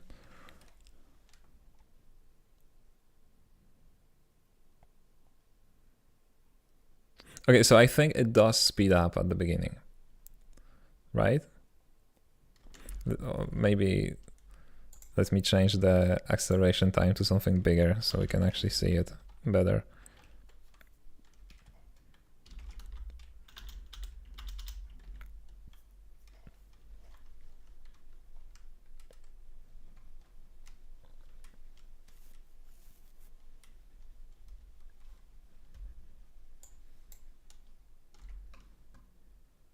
Yeah, so it's accelerating.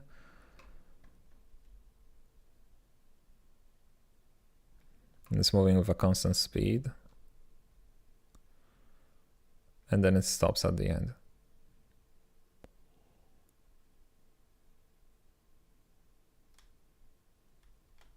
And then it gets like weirdly teleported back. Because we are not clamping this time, right? I think there's another problem. Like this relative time should not be bigger than just acceleration time.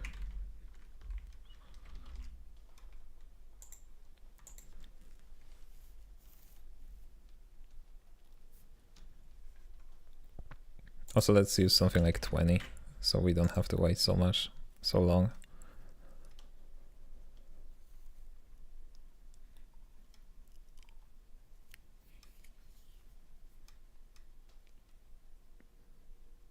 With all good intentions, how come you just didn't check online for a trapezoid area formula online instead of relying on chat? Where's fun in that? Yeah, I could do that. I could like look up the Newtonian formula for deceleration, right? Just like that would be like the easiest solution. That's true, but like, I don't know. Okay, hold on, because I wasn't looking. We are speeding up here. We're moving with constant velocity.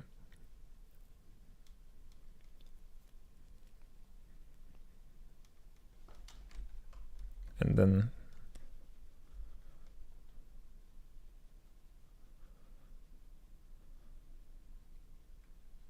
there is some weirdness going on here. Yeah, it's 16 seconds for a round trip.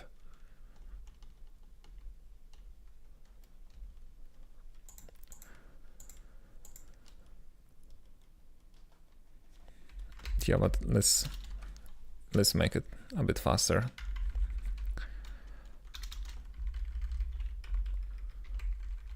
Maybe 7. Okay, hold on.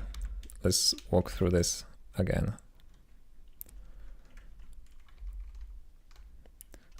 Time elapsed is less than acceleration time. That's perfect. There is nothing that could go wrong here.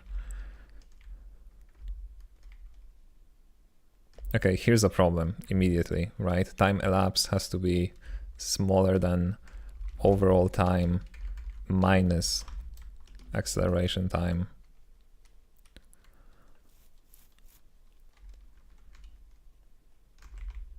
Okay, that should probably solve the problem.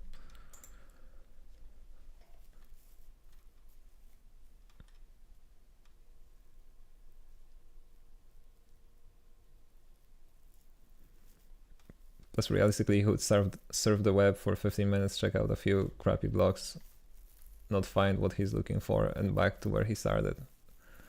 At least that's what happens to me. Yeah, that is true. It do be like that sometimes. Where is it going? Okay. There is a speed up, there's constant speed, and then there's some weird slowing down. It does like this overshooting almost type of movement. Okay. Maybe there's a problem somewhere else. Hold on. So this is the triangle from the previous thing. And there is no square. No, there should not be square. Never mind. That's correct.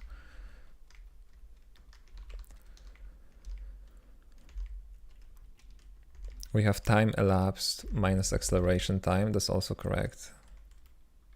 Times max velocity.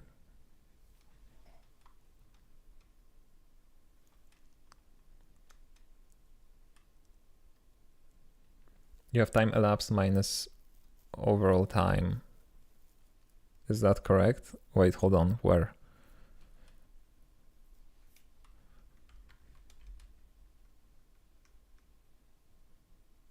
Here, time elapsed over minus overall time plus acceleration time. Yeah, that should be correct.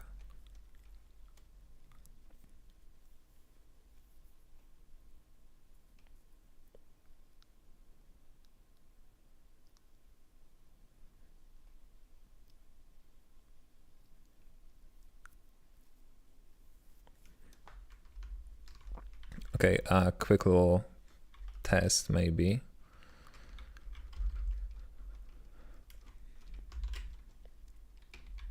I'm gonna take this, comment out this, and only return this thing. Right, so it's not gonna be properly positioned, but it should have the desired slowdown behavior. So it's gonna teleport to the very beginning, but from then on it should slow down while moving to the left, if this is correct.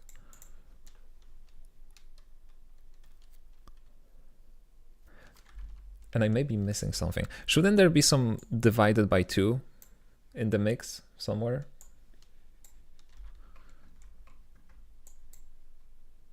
Yeah, it does this weird thing.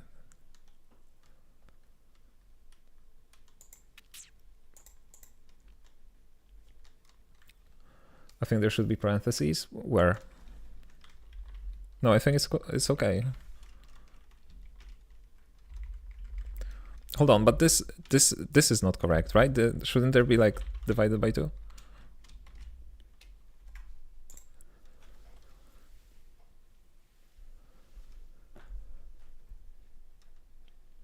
Yes.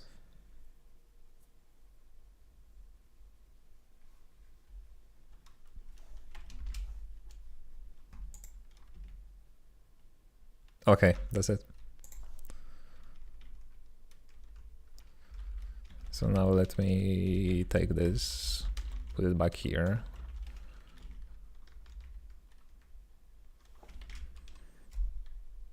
Do a final check, and then we can simplify it, hopefully. And maybe it's even gonna be simpler after simplification. Who knows?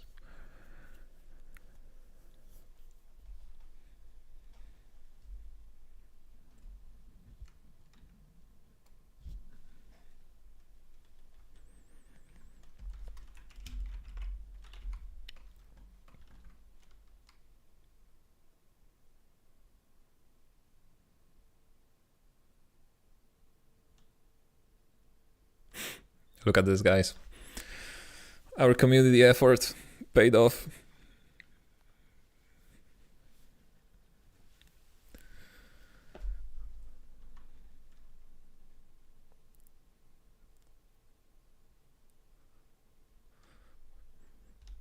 Also, you could why you cannot see the whole thing. Hold on, because the chat was obscuring the square. Now you can see the full glory. I wonder if we like take the square here.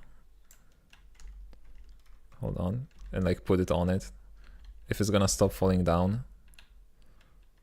Well, no. Hold on. No.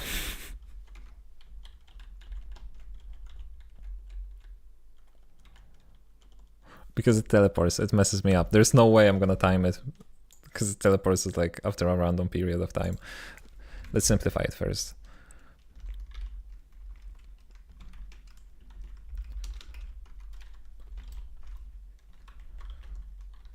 So first we have acceleration distance, right?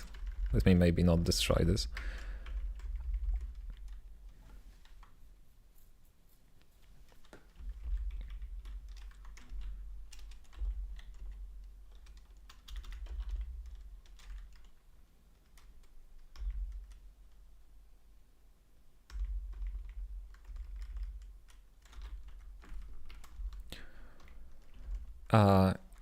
And we're just gonna get the minimum of acceleration time.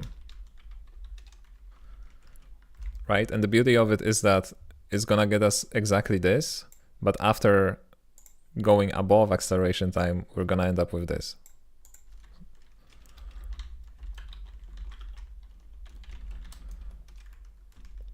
Let's see if it's gonna actually be simpler.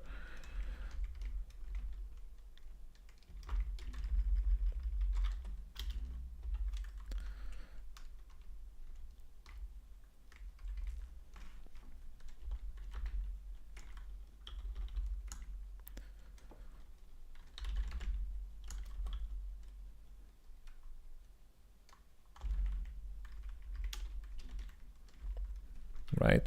This would be exactly the same, but with this. So if we are below acceleration time, that's just gonna be 0, and if we are above this, it's just gonna be clamped to whatever this is.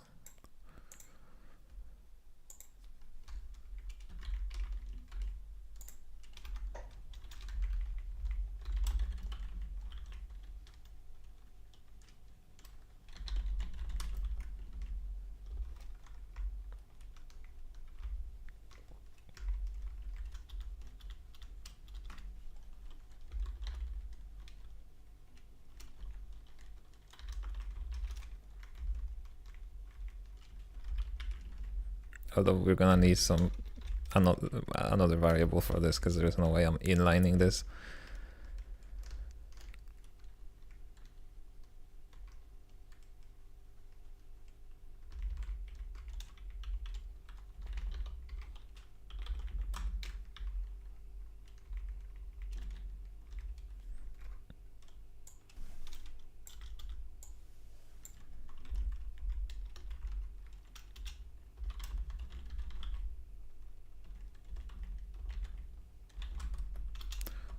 Okay, now if we just add these 3 together,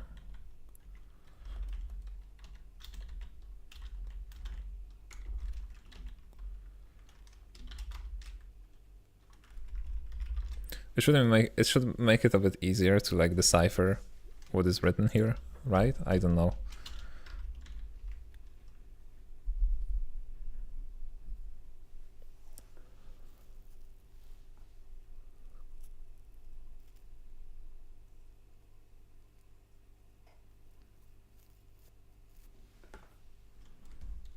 Okay, hold on.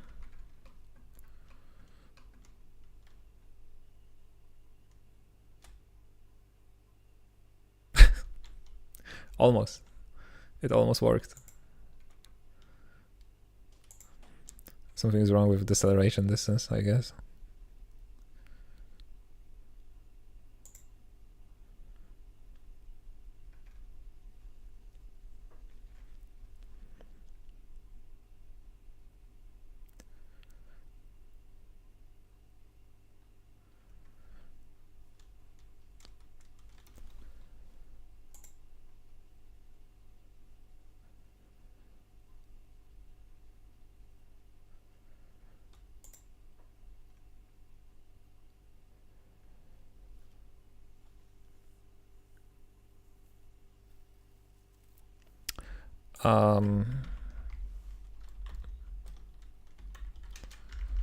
This would have to be like this.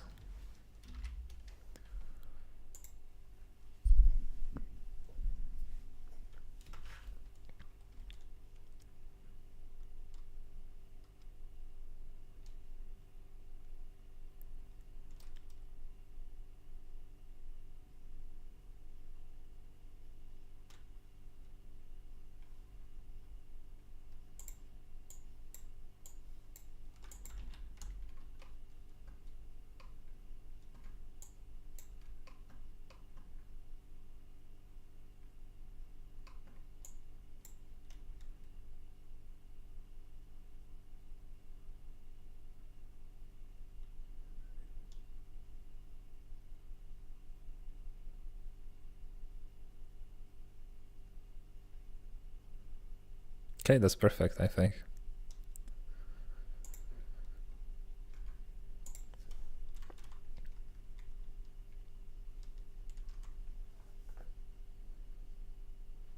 Beautiful and efficient. I mean, I guess we could just integrate this, right? Though it could diverge over time. Diverge over time. So this is definitely robust. I sit on a screensaver. Okay, let's just make it a bit more readable, I guess. If we could do that. Let's get rid of this. So I can remember what all of this is doing.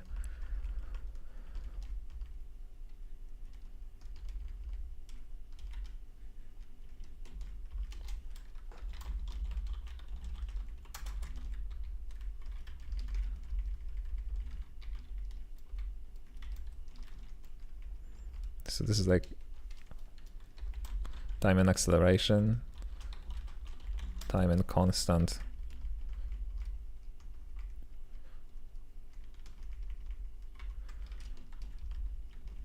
I guess this doesn't help much in this this specific case.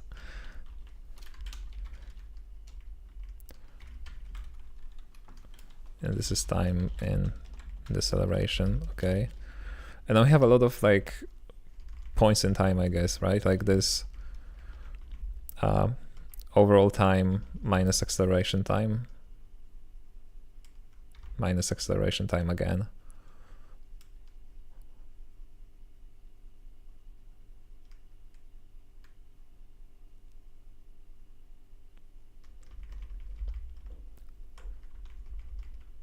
Especially this thing, right? Overall time minus acceleration time happens in 3 places, because it also happens here, but it's not that obvious. But if I were to like put this in parentheses, this would become this, right? So now we have 3 instances of that.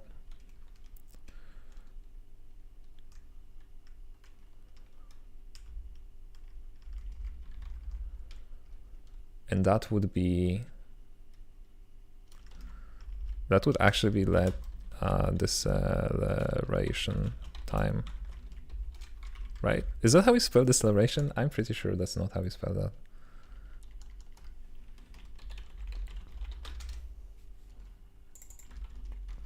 Okay.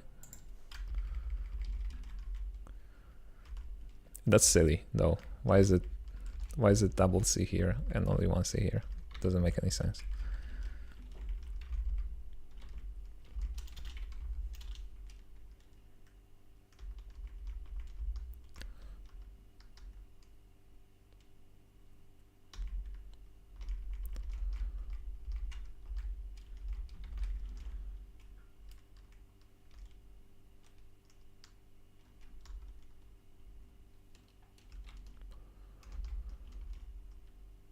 No, wait, that's not it. Oh no, it's only used in 2 places. Never mind then.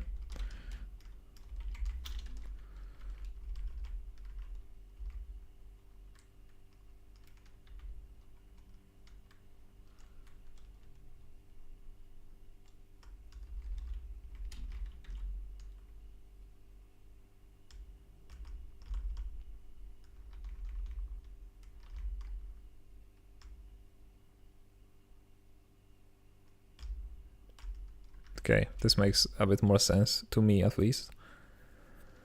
It's kind of weird that it needs to calculate it every time, even if the object is at the beginning accelerating. I don't think it matters that much, to be honest. LLVM optimizes common sub-expressions. What's the point of this cleanup? Readability.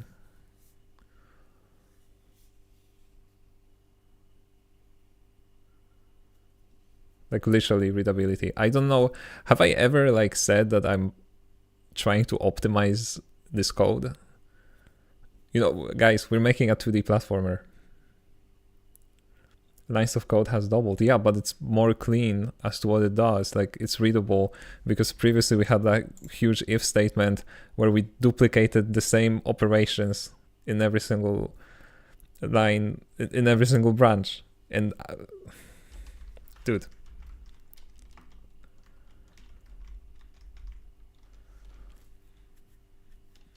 It's like, oh, I'm sorry, it's not readable because now it has more lines.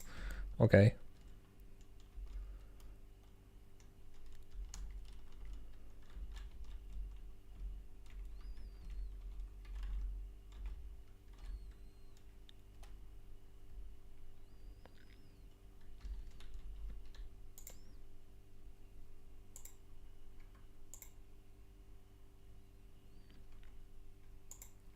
It's not clean code. Don't call it clean code. Clean code would be if we were to, create separate class for every section of this, graph, and then have it, a polymorphic call that computes them and then adds them together.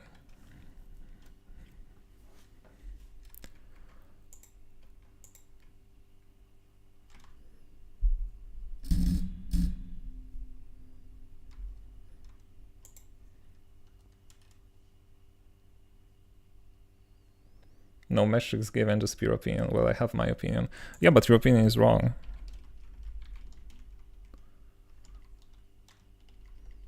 I think that's the issue here.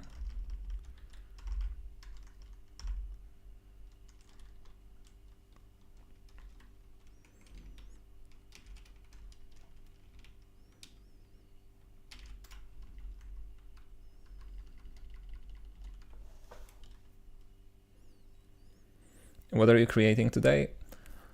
We're making moving platforms move. And we're actually near the end. I can show you really quick.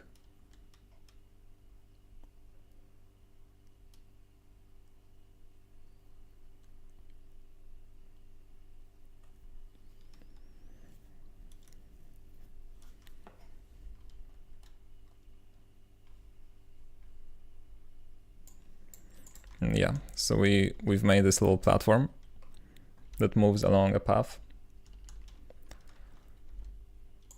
which is defined here in Blender.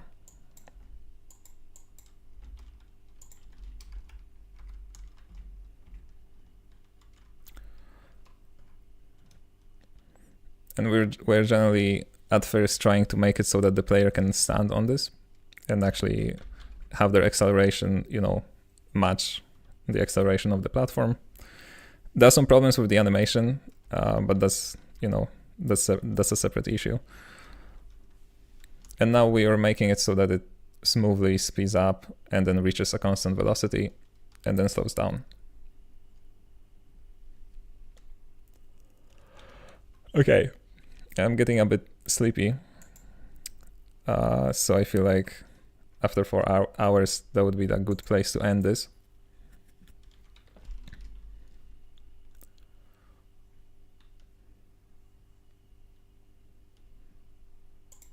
Yeah, so we're gonna be slowly finishing this up.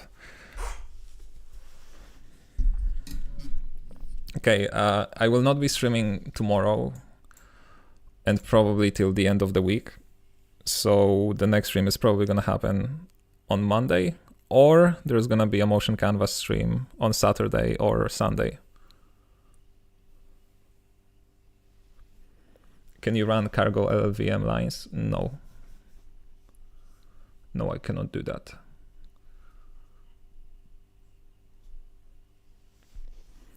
Okay, so goodbye everybody. Have a great rest of the day. And I'll see you when I'll see you.